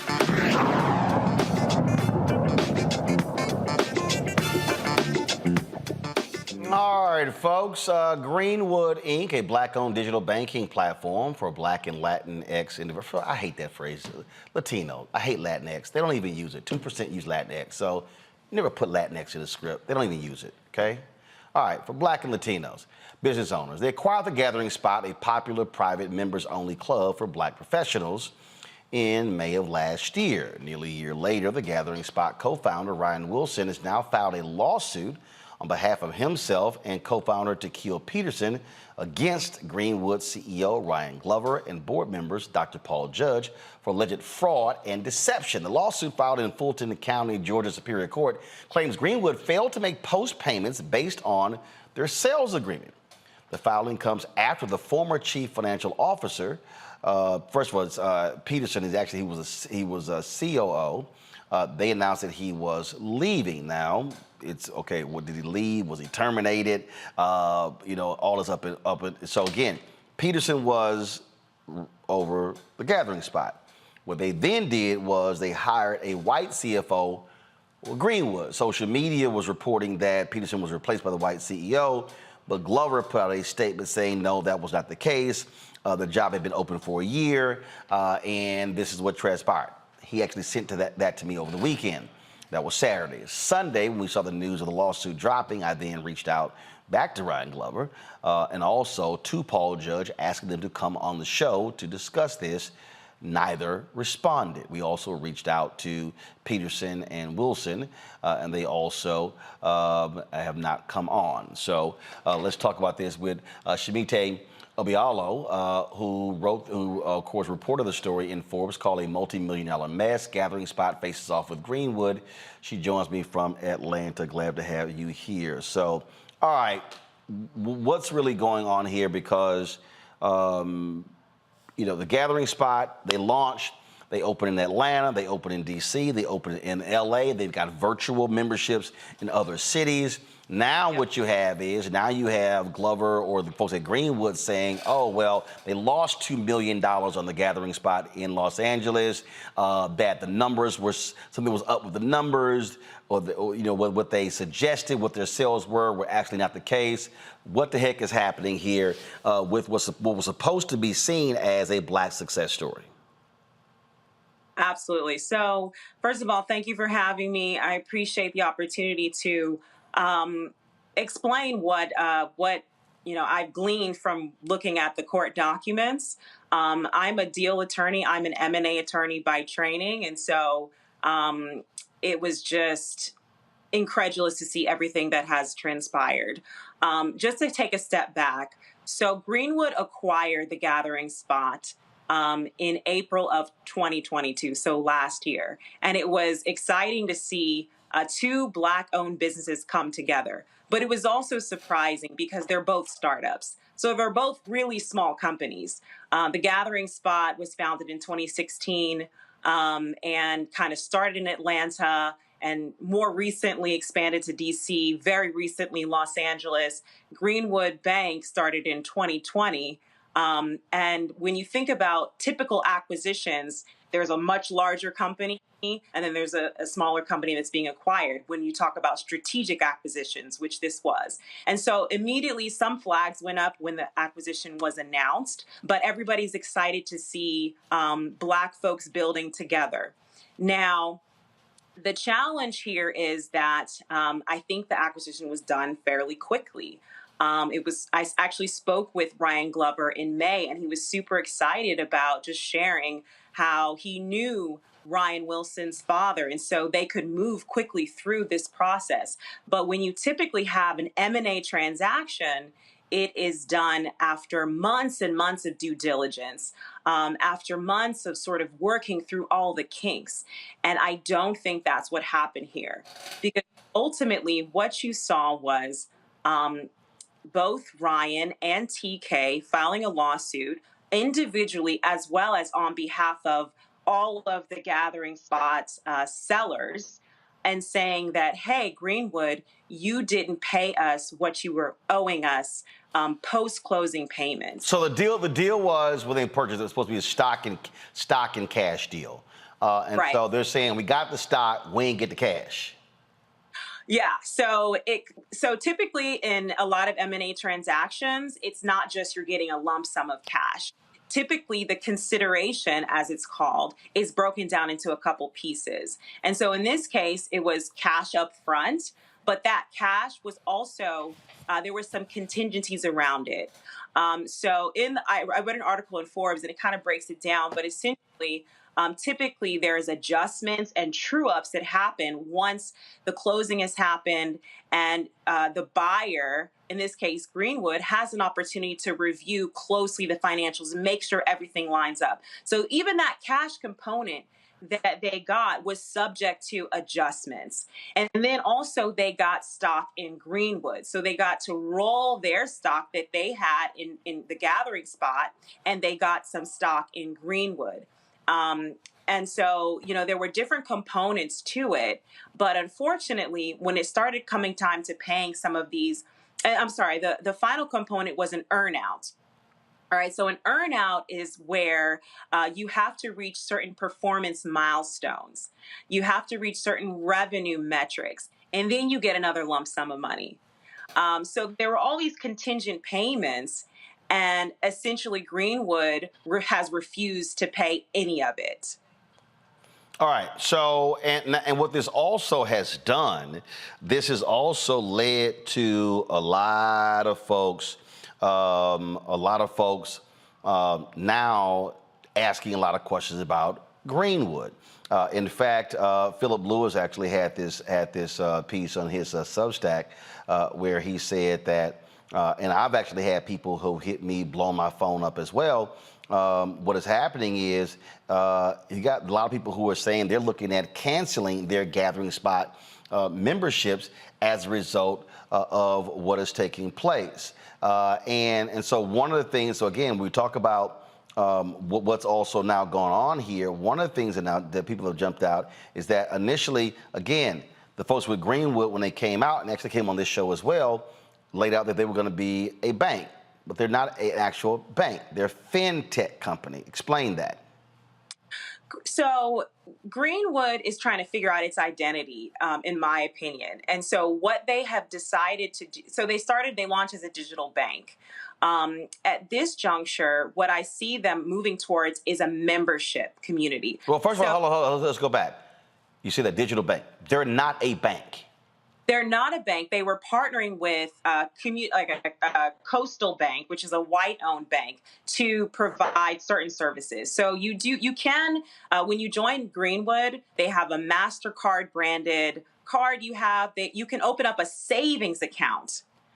So in that way, you can it is acting like a quasi bank. They're not lending money, so you can't borrow money. So that's obviously a big reason. They're not issuing like credit cards. So there's a lot that's to be desired when it comes to calling yourself a bank. But they at least do have the savings account element to it that they're able to provide in partnership with Coastal Bank, which is like a white-owned bank. Yeah, but and that's what I want to say with that, because what happened is, again, when this story really began to blow up, what a lot of people then realized, they said, wait a minute, hold up. I thought we were doing business with black people. Come to find out, Coastal Bank is white. I've had people say, well, wait a minute. There are actually black-owned banks out there. Why did Greenwood not go partner with the black-owned banks? Why are they partnering with this white bank, this Coastal Bank? That's one of the questions that I've heard people actually raising since this story became public. Right. I mean, I think that sometimes there's the rhetoric and then there's the reality. So if you look at who's funding Greenwood, top banks, venture arms of top banks, Truist Bank, City Ventures, PNC Bank. These are all like white banks, right? That's the banks in terms of where they raise money. But the people who have been signing up were black people. And it was sold, because again, when they came on this show, it was sold as, hey, this is a black bank. That's how it was sold. Right. And so you're absolutely right. And I think that we have to ask ourselves, what does it really mean to be black owned? What does it really mean to be black run? When you go up the sort of cap table and when you go up to the vendors and the service providers, those are not all sort of black folks.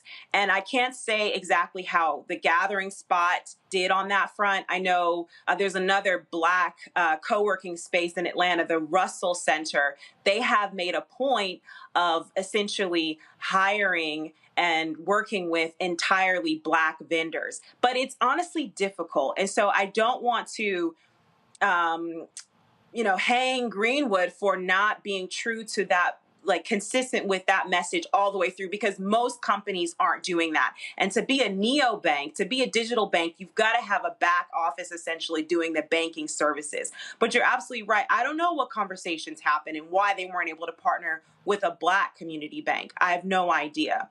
But coming back to the lawsuit, I did want to make sure that folks understood that it actually wasn't Ryan and TK that initially alleged fraud. And I don't believe they have been the ones to allege fraud. Essentially, it was a breach of contract claim that they came out with, right? So they immediately said, hey, you didn't pay us what was called the Los Angeles Operating Reserve. It was a $900,000 payment that would have been triggered basically back in February based on their financials. And so Greenwood didn't produce a statement, that closing statement that comes after the deal is signed and closed. They didn't produce that.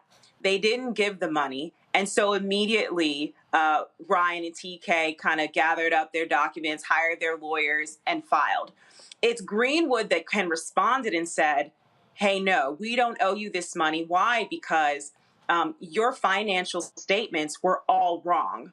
So they weren't consistent with what the purchase agreement said, which is supposed to be GAAP. It's supposed to be an accrual-based accounting methodology. And you guys use a cash-based accounting methodology.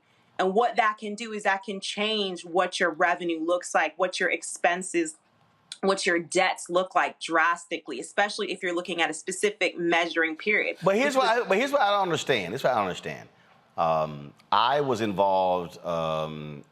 We were looking at doing a crowd fund. Yeah. And so what we then did was we then were going through financials. And what you just described, that's what they said. They said, hey, you guys are operating via cash accruals, and then we need GAAP. So we were like, okay. So we went through a process to actually do that. I'm trying to understand, if you are acquiring them, how in the hell you don't say that up front? How are you saying it after the fact?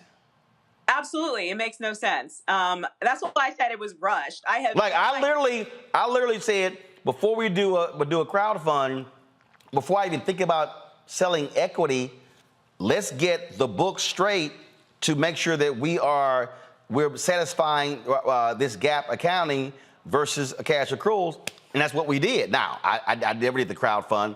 I didn't sell any equity, but that's what we're now. That's how we now have it set up. Yep. No, absolutely. So I can't say for sure, but this feels opportunistic. You know, it feels like they didn't understand the business that they were acquiring. Because you look at something like the Gathering Spot. This is a co-working space, essentially. It's a members club, but they've got a restaurant element. But at the end of the day, it's a brick and mortar business. So it's a capital intensive business, right? And then not only with the real estate, but also think about the people that they're hiring to operate the hospitality staff. So it's a capital intensive business. And Greenwood, if they did their due diligence, they would understand that. And so the fact that they're coming back now and so shocked that there isn't net income or profits in the Los Angeles location after just less than a year of operations, it doesn't make sense. The fact that they didn't do a quality of earnings, which is typically done before you acquire any business, you typically hire accountants, you do a quality of earnings report to kind of pressure test the financials. So things aren't adding up there. At the same time, the language in the purchase agreement was quite clear that it's GAAP, you know? And so the fact that the Gathering Spot didn't have the correct financials, you know, you're big boys. You can't just say, well, we just did it cash basis. We just did it that way. We always have. That's not a good enough excuse. So on both sides, it looks like they were kind of sloppy. And so in my view, there's good people on both sides. There's bad people on both sides. I think the issue here is the fact that Gathering Spot, their equity was rolled into Greenwood. And so right now they're looking at Greenwood being attacked and Greenwood's sort of brand equity really declining. But that also means that the Gathering Spot is also being, in a sense, declining, because all the shareholders are now tied up in what happens with the Gathering Spot, with Greenwood. And also, there's something else to kind of talk about here, which is that Greenwood was going after kind of like a roll-up strategy. So they didn't just buy the Gathering Spot. They bought Valence, which was a professional networking kind of career jobs platform. They bought another company called AC3. It's like a festival. They bought a company, another kind of fintech banking platform called Kinley, all Black owned, all startups. all these folks are tied up in Greenwood because these are all startups that essentially roll their equity into Greenwood. So this looks bad, not just for Greenwood. It looks bad for the shareholders of the Gathering Spot. It looks bad for all these other businesses that came along with it. Well, it is an absolute mess. Again, prior to finding out about the lawsuit, go to my iPad. I did reach out to Ryan Glover to talk about the Peterson issue. He sent me this statement they posted on their site. They said that TK Peterson moves on to other endeavors. His last day as chief operating officer of the Gathering Spot will be July 31st. And then it says, but then they go on to then explain that Mike McCloskey is coming on as the chief financial officer of Greenwood. And so again, if you look at it, Peterson, y'all, he was not the CFO. Peterson was the chief operating officer of the Gathering Spot. He was one of the co-founders. And McCloskey, they hired him as a CFO of Greenwood, Inc. About 20 seconds, go ahead.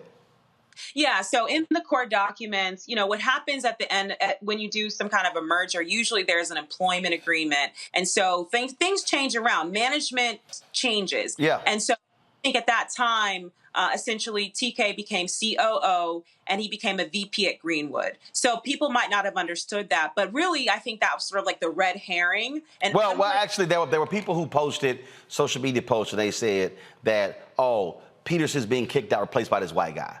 Right. And that was the initial report. And so then they had to come out, because that's literally, I got to start getting text messages about it. And I reached out to Ryan Glover and I was like, yo, what the hell's going on? He was like, no, this would happen. This guy's not replacing Peterson.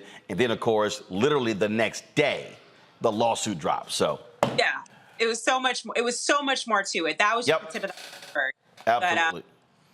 All right. I mean, well, it's a whole lot. It is an absolute. It's a whole lot. It's an absolute big mess. And then that's why there are lawyers who are going to get paid a lot of money to sort this thing out in the courts.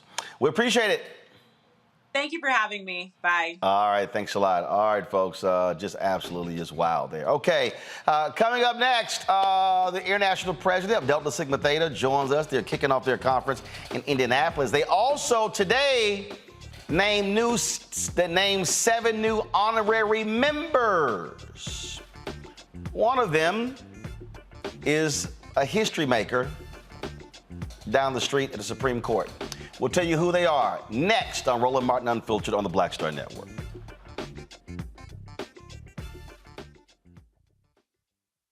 On the next Get Wealthy with me, Deborah Owens, America's Wealth Coach, Dexter Jenkins is a faith-based financial mentor with more than 20 years in the financial services industry. He's passionate about helping families build generational wealth. Even though I'm talking about things like prayer, I'm talking about things about reading the word, I'm talking about things like fellowship, I'm talking to members who are dealing with losing their houses, or I'm talking to members who, because of a lack of the handling their finances, they're working 2 and 3 jobs. And so what I'm finding is that they're not coming to church because they don't have a handle on their finances. We're talking how to get wealthy through faith and our finances on the next Get Wealthy right here, only on Black Star Network. On the next A Balanced Life with Dr. Jackie, we're talking all things mental health and how helping others can help you. We all have moments where we have struggles, and on this week's show, our guests demonstrate how helping others can also help you. Why you should never stop giving and serving others on the next A Balanced Life here on Black Star Network. Bruce Smith, creator and executive producer of The Proud Family, Louder and Prouder, and you're watching Roland Martin Unfiltered.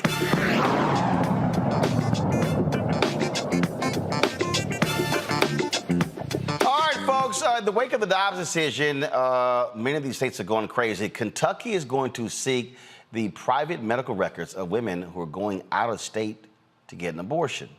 Attorney General Daniel Cameron of Kentucky is among the 18 Republican state attorney generals who co-signed a letter to the U.S. Department of Health and Human Services opposing the proposed rule change. The attorneys say the change will unlawfully interfere with states' authority and does not serve any legitimate need. The rule change is intended to shield the medical information of patients who receive reproductive health care services out of state, such as abortion and gender-affirming care, from state officials that ban or criminalize these procedures. It would make it harder for state officials to obtain patient medical information to investigate violations of state laws. Advocates of the rule change argue that it aims to protect better sensitive information related reproductive health care and enhance patient-provider confidentiality. Here's what is crazy to me, Rebecca. Okay, you pass a law where you say we're banning abortions in the state. But what the hell obtaining the private medical records of somebody who left the state? How do you govern somebody's actions if they leave the state? You know, wrap him up in plastic. He's acting brand new. He's an attorney. He knows better. He knows you can't do this. I think he is desperate. Like, I guess he wants to be governor that bad. Like, you can't demand someone who has left your state to turn over their medical records. My other question is he going to compel other states, or is he going to compel private doctors and private clinics and hospitals to turn over those records? I don't even understand how he thinks he can do this. Like, I mean, I don't have anything else to say about it. I don't understand what Cameron's doing here. Robert, I'm confused here as well. I mean, literally, and this is not just Kentucky. There are other Republicans. They are trying. How do you obtain the private medical records of somebody? They're not breaking your state law. They're going somewhere else. And so are they now trying to say that if a law is passed in this state, it governs you wherever you go in America? I would like to mention, just as a slight tangent, this is the Republican Party that is always talking about freedom, that is always talking about the heavy-handed government that's going to be reaching into your homes. That's been talking about since the 1980s, this idea that big government is the enemy of the people. But now they want your private medical records to be given to government bureaucrats so they can find out what you've been doing. How about this? I will agree. They can go ahead and have the women's private medical records, but for every old white man who gets Viagra, Cialis, Hims.com, balding medication, any of those things, you have to turn over your private medical records also. How about that? This is completely ridiculous. This is silly. This violates federal law. It would never happen, but what it is red meat for a Republican base in a campaign season during an election. It's something that you know will never happen, and therefore you can make it as extreme as possible. Think about what's going on the national level. Trump and DeSantis are arguing, well, I had a 15-week abortion ban. Well, I'm going to have a 6-week abortion ban. Well, I'm going to ban abortion before she even gets pregnant. That's the way that they're arguing now. They've come to the point of absurdity. The Republican Party has become a parody of American politics. They no longer talk about policy. They no longer talk about things that affect the American people. They think they can get enough Twitter likes and enough follows that social media will carry them to the White House. This is the death of a political party, and they're doing the last rattle before they go out the way the Whigs did. So here's what's interesting here, Scott. Perfect example. There are some states that now require you to show an ID in order to view porn. Louisiana is one of those states. Virginia is one of those states. Yes, Rebecca, like straight up. They've actually passed this as a law. They say to protect minors.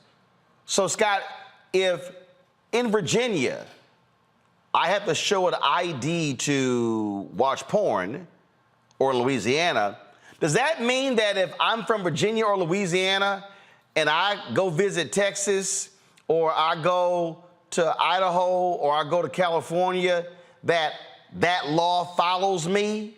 That's literally what these people are saying, that they get to demand your personal information because you left the state. It's ridiculous, like Robert said. But the Mr. Kentucky AG, newsflash, your jurisdiction stops at the Kentucky state line. It stops. But the purpose behind this, and none of this is going to be constitutional, these states who have said 6 weeks or no abortion or a total ban on abortions, they are also trying to pass laws that say you can track those who leave the state so we know how many people are leaving the state. And if we can, we want to arrest them or incentivize them not to leave the states. But now the Supreme Court took the federal ban off and said, let each state decide. Think about that. So they're going even beyond that. And so it really makes no sense. But the purpose behind this is so they can track who's leaving the state to get abortions. And then they want to pass a law to criminalize or to say, to bar you from leaving the state to get an abortion. So you can't get an abortion here if you're 8 to 10 weeks or more, but you also can't leave the state to go do this, so that you're going to have to stay in Kentucky and have the baby. Oh, but we're not going to provide prenatal care or pre-kindergarten or any of the other programs or federal entitlements to support raising this child. It's complete lunacy. Complete lunacy, and it's unconstitutional, too. It's absolutely crazy. All right, yo. I mean, just stunningly stupid. All right, going to a break. We come back. Isaac Hayes creates fan base, a black-owned social media app. Well, look, it's really grown exponentially. They want to continue doing so. They're going through a crowd fundraise. We'll talk about that next. Also, we'll be chatting with the president of Delta Sigma Theta about what's happening at their conference in Indianapolis, as well as their new 7 members, which includes Supreme Court Justice Ketanji Brown Jackson. You're watching Roland Martin Unfiltered on the Black Star Network. Folks on YouTube, hit that like button, y'all. Hit the like button. Also, download our app, Black Star Network app, Apple phone, Android phone, Apple TV, Android TV, Roku, Amazon Fire TV, Xbox One, Samsung Smart TV. Also, join our Bring the Funk fan club. Your dollars are important. Allow us to cover the stories that we wish to cover. See check-in money orders to P.O. Box 57196, Washington, D.C., 20037-0196. Then you also have Cash App. Of course, $ RM Unfiltered. You got PayPal or Martin Unfiltered. Venmo is RM Unfiltered. And Zelle, Roland at RolandSMartin.com. Roland at RolandMartinUnfiltered.com. You can also, of course, watch us on Amazon News. We'll go to Amazon Fire. Check us out there. Tell Alexa, play Black News from Black Star Network. You also can help us out, folks, and you can watch us on Plex TV as well. And so we look forward to you accessing us there. Also, be sure to get my book, White Fear, How the Browning of America is Making White Folks Lose Their Minds. Get that book as well. Amazon, Barnes & Noble, Ben Bella Books, Bookshop, Books A Million, Target, all of those locations. Download your copy on Audible.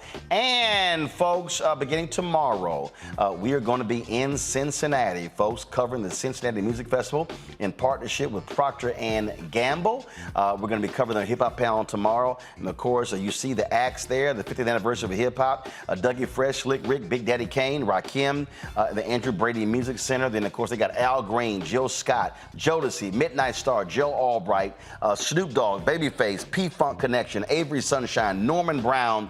We're going to be on the ground. So Black Star Network, Roland Martin Unfiltered will be on the ground in Cincinnati beginning tomorrow. I'll be there Friday, be there Thursday, Friday, and Saturday. Cannot wait to see y'all in Cincinnati. I'll be right back.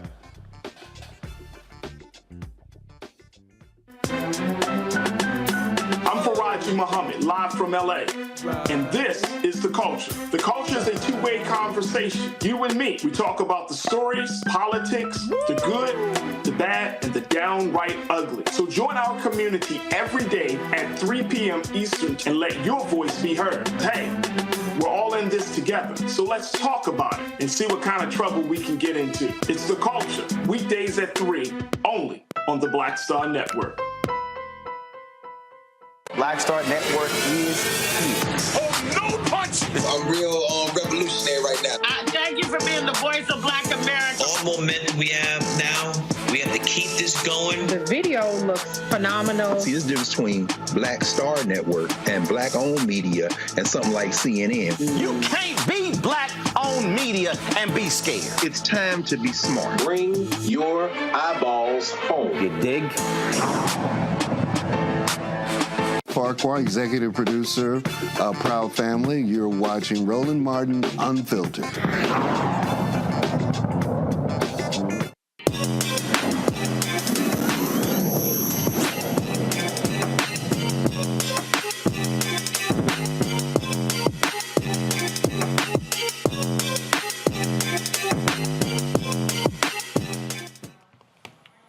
All right, folks, while Twitter is going through all of its drama, you also, of course, have things happening at Facebook and Instagram.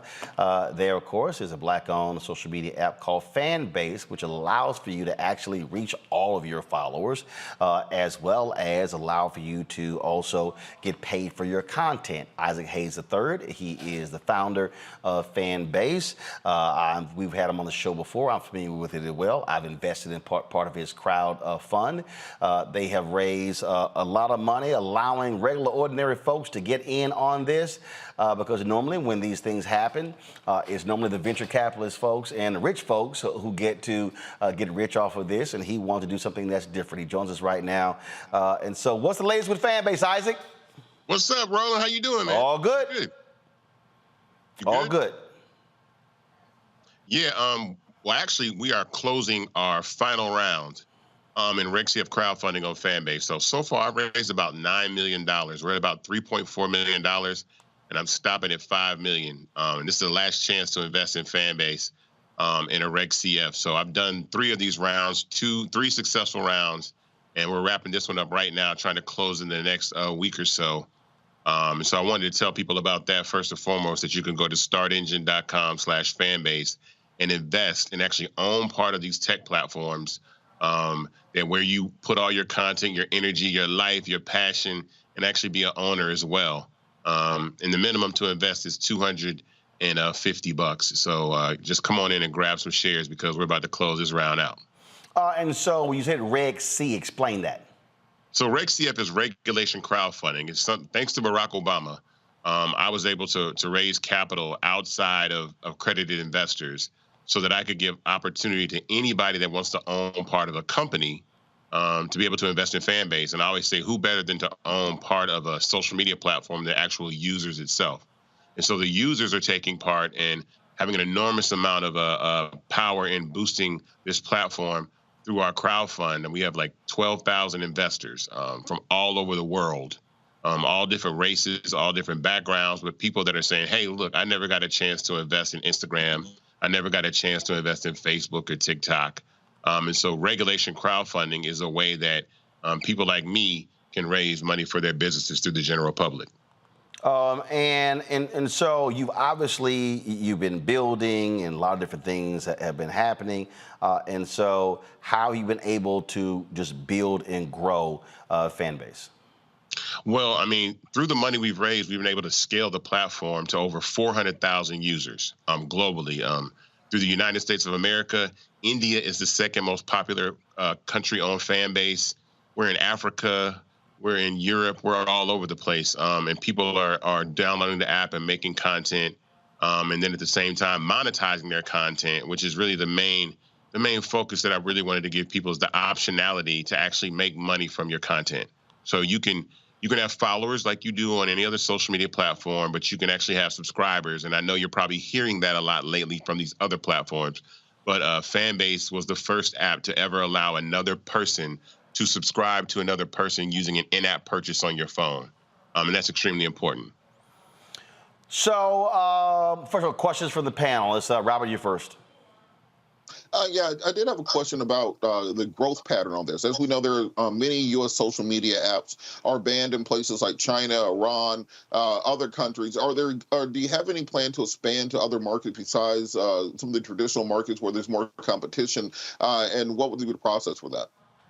So right now, we're currently in 212 countries. We're all over the globe. Like I said, we're heavy in Africa, heavy in Asia and Europe, South America.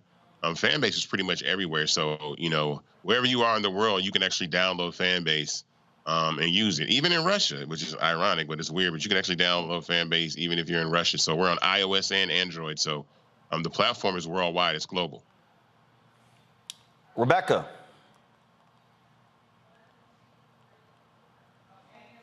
Rebecca, you're on mute. Rebecca's muted. There you go. Hey, good seeing you tonight. I am an investor in Fanbase. So I have a quick business question. Is it your goal to be majority Black owned, or is it your goal to continue to grow and then to be able to sell the platform? So I'll say this, every platform, every company is built to be sold in one way or another, either acquired by another company or go public on the stock market. The goal, and currently at Fanbase, I am the majority owner, but of the 12,000 investors that are invested in Fanbase, the majority of those are African-American people as well. And what's important about that is building generational wealth sometimes in our community seems like a competition rather than a culture. And I want to change that. I want to let people have the same opportunity that VCs get to put $5,000 into Uber and it turned into $24 million. That's a real story. There's a guy named Orrin Michaels that was allowed to put $5 grand into Uber and then turn it into $24 million.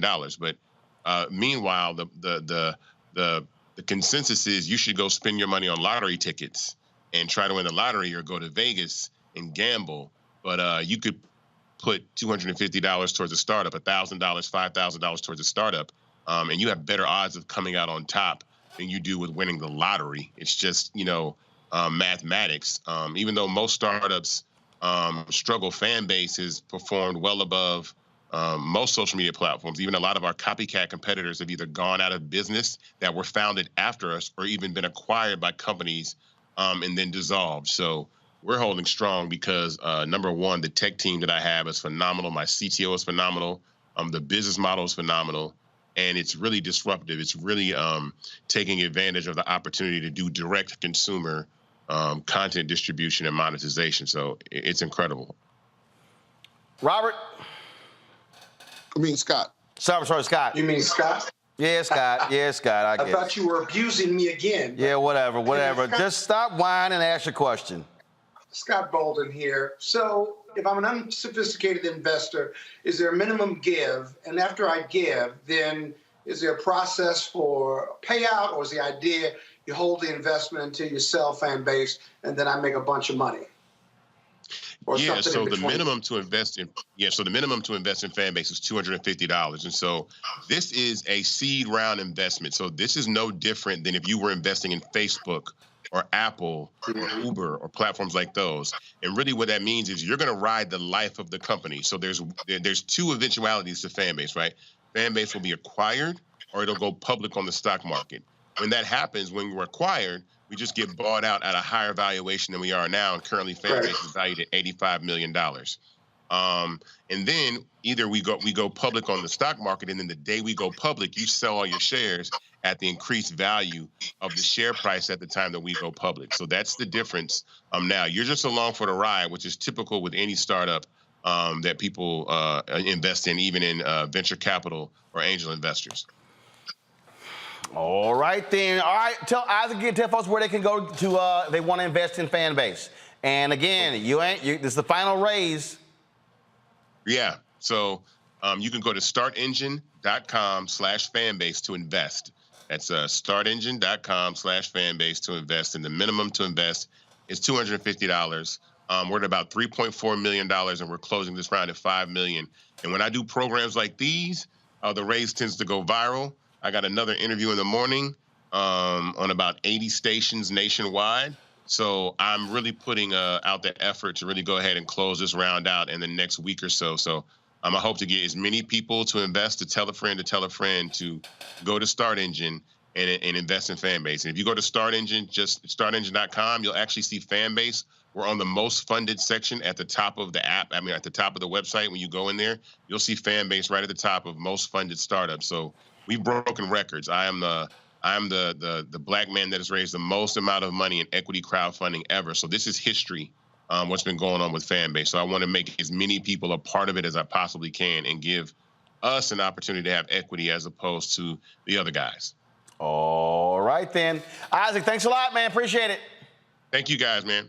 All right, folks, quick break. Coming up next, we'll chat with the international president, Delta Sigma Theta. They're kicking off their conference in the convention in Indianapolis. And just a few moments ago, they unveiled their 7 new honorary members. She'll tell us exactly who they are. Next on Roland Martin Unfiltered on the Black Star Network. My early days on the road, I learned, well, first of all, as a musician, I studied not only piano, but I was also drummer and percussion. I was all city percussion as well. So I was one of the best in the city on percussion. There you go. Also studied trumpet, cello, violin, and bass, and any other instrument I could get my hand on. And with that study, I learned again what was for me. I learned what it meant to do what the instruments in the orchestra meant to each other in the relationships. Right. So that prepared me to be a leader. That prepared me to lead orchestras and to conduct orchestras. That prepared me to know, to be a leader of men, they have to respect you and know that you know the music. You have to be the teacher of the music. You have to know the music better than anybody. There you go. Right, so you can't walk in unprepared.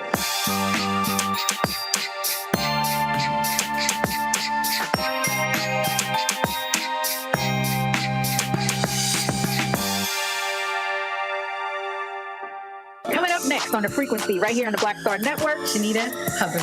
We're talking about the ride or die chick. We're breaking it down. The stereotype of the strong Black woman. Some of us are operating with it as if it's a badge of honor. Like you even hear Black women like aspiring to be this ride or die chick, aspiring to be this strong Black woman trope at their own expense. Next on the frequency, right here on the Black Star Network. Hi, I'm Jo Marie Payton, voice of Sugar Mama on Disney's Louder and Prouder, Disney Plus. And I'm with Roland Martin on Unfiltered.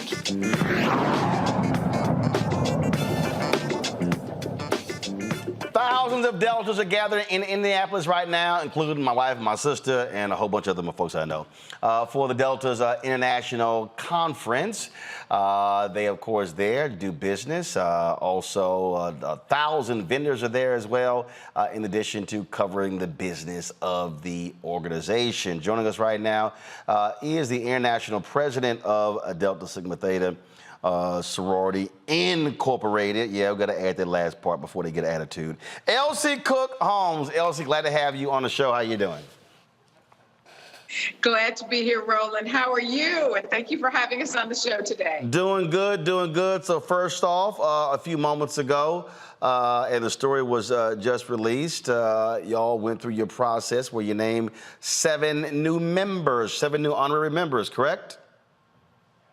We absolutely did. Today has been an exciting day for us because we officially kicked off our 56th National Convention right here in Indianapolis, Indiana. And part of our official opening is the initiation of honorary members. And we're very excited to have 7 new honorary members from various fields, if you will, all very accomplished in their respective areas. So we have Rashida Jones, who's president of MSNBC, Ambassador Bonnie Jenkins, who is the Undersecretary for Security and Arms Control and Cybersecurity with the State Department. We have Channing Dungey, who is president and CEO and chairman of the Warner Brothers television division. We have Tamika Catchings, who is one of the most renowned WNBA players right here, living right here in Indianapolis, but playing 16 seasons with the Indiana Fever and broke a lot of records, and has done so much philanthropic work as well. Then we have Phyllis Newhouse, who is an entrepreneur and does billion-dollar deals and really helps so many and helps women's empowerment, especially women of color as well. We have Deborah Lee, who as you know, for a number of years was president of BET. And we're very, very excited to round out that class with Justice Ketanji Brown Jackson, obviously the first African-American U.S. Supreme Court Justice. So we are very, very excited. Pretty good lineup there. And so obviously you're there. First of all, how many Deltas do you expect? First of all, how many have registered? How many do you expect to be in Indianapolis? Registered for in person, we have almost 13,000. We have over 10,000 registered virtually. So though they won't be heading to Indianapolis, they are joining us. Actually, some of them, I think they are here in the city. So a few of them came, but most of them are joining from the comforts of their homes as well in their respective places if they were not able to join us in person. So all in all, we'll have an attendance of over 23,000. And then we have additional guests and, as you mentioned, vendors that bump up that number even farther. So again, we are quite excited. It's been a busy week. Last weekend, the AKs had their leadership conference in Chicago, where they announced the creation of their credit union. And so, my question for you: how much of your agenda is focused on economic power of African Americans, especially Black women? We have one of the key focus areas. We have two things. So our 5-point programmatic thrust includes economic development. It has for a number of years. And part of my administration's focus is financial empowerment. Financial fortitude is what it's coined as for us across the lifespan, regardless of age, and to look to build generational wealth. So we have a number of programs that assist entrepreneurs. Yesterday, we had our Delta Red Tank competition, and there were a number of awards, monetary awards, to help existing businesses as well as new business ventures. So we have several different programs dedicated to entrepreneurs, and we are looking at some other areas as well. And then again, we have a number of programs that really are focused on financial empowerment in our communities as well as for our members. All right. I do want to mention. Yep. Go ahead. No, I was just going to say, if I could shift gears a little bit, because we are very focused on financial empowerment. For this administration, we're also very, very focused on the importance of mental health and wellness. So we've launched a new program called Live Well. And certainly in this month where we're celebrating Minority Mental Health Month, this is Minority Mental Health Month, we are amplifying, again, lifting up our new program, Live Well, that has, that we've had a number of wellness and focus areas on mental health and wellness. We have Wellness Wednesdays, so we look to empower the community as well as our members with information, and also let them know it's a safe space to really be able to deal with any types of mental health issues as well. And I think the final thing I mentioned was about social action tomorrow. Right, so you got social action tomorrow, and normally you have Deltas who are speaking, but you have an AKA who's going to be speaking tomorrow. We absolutely do. So 2 things. First of all, as you know, Delta has social action in our DNA, and we have from the very beginning. So social action and DST really are synonymous with each other. But we certainly join with our D9 sisters and brothers, because there is power in our collective unity. We are excited to have the Vice President of the United States of America, who happens to be a member of Alpha Kappa Alpha, to be our speaker. So the Honorable Kamala Harris will be the speaker for our social action luncheon tomorrow. And that luncheon is always a high point for our convention. Joy Reid, MSNBC, hosted the readout. She is an honorary member for Delta Sigma Theta. She will also be providing the call to action and charge speech toward the end. So we are excited about both speakers, but everyone, as you know, will be welcoming our Vice President, though she wears different D9 colors. We will be very, very happy to welcome the Vice President to our midst tomorrow. Questions from the panel real quick. Rebecca, you first. So just a comment, as a proud member of Alpha Kappa Alpha Sorority Incorporated, wish you well on your convention and congratulations on your newest grouping of honorary members. Thank you. Thank you so much. All right, Robert, what'd you say you played, Robert? Kappa Kappa Psi, the band frat? Is that what you said? Yeah, the band frat. Yeah. You probably played. All right. Robert probably plays the band frat and the gun frat. Robert, go ahead with your question for LC. Well, I have no questions. I simply want to say congratulations on another outstanding year. Delta Sigma Theta is always a strong partner in the movement for social justice. And we absolutely commemorate everything that you have going on. And we look forward to finding out what's going on in the next year and all the outstanding things that the women of Delta Sigma Theta will be doing. Thank you very much. You know we're gearing up for 2024, so all roads are leading there, and certainly gearing up before then even to partner with other coalition members across various coalitions, including the D9, to support the March on Washington in August as well. And I guess I'll let the Kappa, Scott Bolden, ask a question. Scott? On behalf of every Kappa man in America, we're on our way to Tampa next week, or this week rather. Congratulations on your convention. I do have a question, though, and that is, yes. I'm sure you've been a longtime member of Delta Sigma Theta. What makes a great convention, this gathering? On the last day when you leave, what does a successful convention look like to you? A successful convention, it's funny you asked me that, because that's what we started with the end in mind thinking when we were doing our planning. A successful convention, being able to not only take care of the business of Delta Sigma Theta, which we know we will do, but to have a memorable experience full of sisterhood, full of connection, full of being able to saw us from across the mile. It's almost like a reunion, if you will. So to really be able to have a memorable experience for our members, to be able to take care of the business of Delta, and to be able to leave something back in our community. So part of our convention includes an impact day, which this year is happening over several days, where we are, there are various programs in the community that are going on, including a girls empowerment day, which was held yesterday. And there will be additional things going on with that for the balance of the week.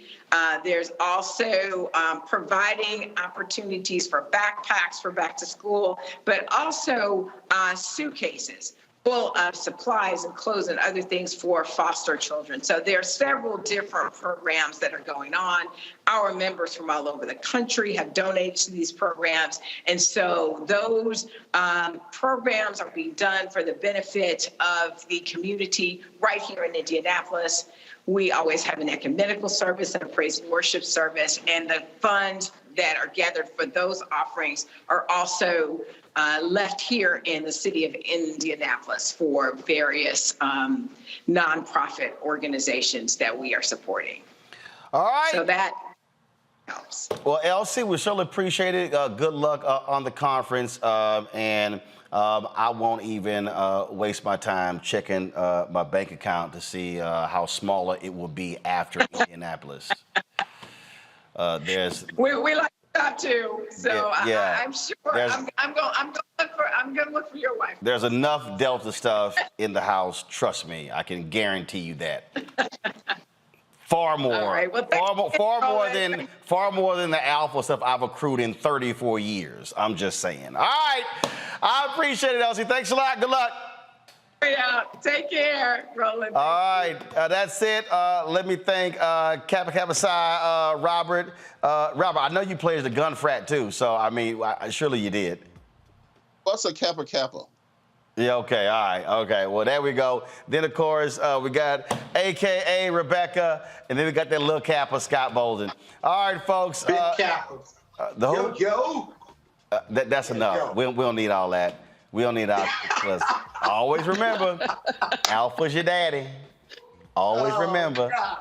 Always. You said that at my birthday party and pissed off all the nukes at the party. And they all knew it was true. Daddy? They all knew it was true. And I also told them, in the presence of an Alpha, kiss the ring. You all almost started a riot at my party. Yeah. 20 Kappas, 1 Alpha. That's unfair for the Kappas. All right, we gotta go. That's it. So tomorrow, folks, I have to, crazy busy day. I'm flying out of Houston tonight. I gotta go give the eulogy tomorrow for my cousin who passed away. I'll be in Houston at the Church Without Walls. Then I fly to Cincinnati for the Cincinnati Music Festival. We're covering that. We're gonna look for that. We're gonna be there with our coverage on the Black Star Network Thursday, Friday, and Saturday. And then, of course, I'll see my man Wendell Haskins for his Original T Golf Classic honoring Gary Sheffield on Sunday. Then back in the saddle on Monday. We're on the road next week as well. We'll be at the Alpha Convention. I'll be participating in making a huge announcement on Wednesday. And then Wednesday, Thursday, Friday, we'll be in Houston covering the convention for the National Urban League. And so a lot of things happening. Your support is crucial for us to do what we do, folks. I can tell you that right now. It is not easy for us to do what we do, traveling around the country, in terms of the amount of money we have to spend. It's about covering the stories that matter to you. And so that's why it's important. So please support us. First of all, download our app. If you want to know exactly what's going on, all of our shows and all of our interviews and the content, the live stuff that we live stream, you can always count on the Black Star Network app, Apple phone, Android phone, Apple TV, Android TV, Roku, Amazon Fire TV, Xbox One, Samsung Smart TV. If you want to give, please contribute to our Bring the Funk fan club. Your dollars are crucial. Our goal is to get 20,000 of our fans on average contributing $50 each. That's $4.19 a month, 13 cents a day. And so we appreciate everybody who's given check, money order, Cash App, Venmo, Zelle, PayPal, all of that. It all makes a difference. I'm gonna tell you that point blank because again, without you, we would not be in business today. So send your check and money orders to P.O. Box 57196, Washington, D.C. 20037-0196. Cash App is $RM Unfiltered. PayPal is R Martin Unfiltered. Venmo is RM Unfiltered. Zelle is Roland at RolandSMartin.com. Roland at RolandMartinUnfiltered.com. And don't forget to get a copy of my book, White Fear, How the Browning of America is Making White Folks Lose Their Minds. When you support us, buy that book, that money comes right back into the show. You can get the book at Ben Bella Books, Amazon, Barnes & Noble, IndieBound, Bookshops, Chapters, Books A Million, Target. You can also download a copy on Audible. Folks, that's it. I'll see y'all tomorrow. Holla! Folks, Black Star Network is here. Hold no punches! I'm real revolutionary right now. Support this man, Black Media. He makes sure that our stories are told. Thank you for being the voice of Black America, Roland. Stay black. I love y'all. All momentum we have now, we have to keep this going. The video looks phenomenal. See, there's a difference between Black Star Network and Black-owned media and something like CNN. You can't be Black-owned media and be scared. It's time to be smart. Bring your eyeballs home. You dig? Pull up a chair, take your seat at the Black Table with me, Dr. Greg Carr, here on the Black Star Network. Every week, we'll take a deeper dive into the world we're living in. Join the conversation only on the Black Star Network. Hi, I'm Dr. Jackie Hood Martin, and I have a question for you. Ever feel as if your life is teetering and the weight and pressure of the world is consistently on your shoulders? Well, let me tell you, living a balanced life isn't easy. Join me each Tuesday on Black Star Network for A Balanced Life with Dr. Jackie. We're all impacted by the culture, whether we know it or not. From politics to music and entertainment, it's a huge part of our lives, and we're going to talk about it every day right here on The Culture with me, Faraji Muhammad, only on the Black Star Network. I'm Deborah Owens, America's Wealth Coach, and my new show, Get Wealthy, focuses on the things that your financial advisor and bank isn't telling you, but you absolutely need to know. So watch Get Wealthy on the Black Star Network.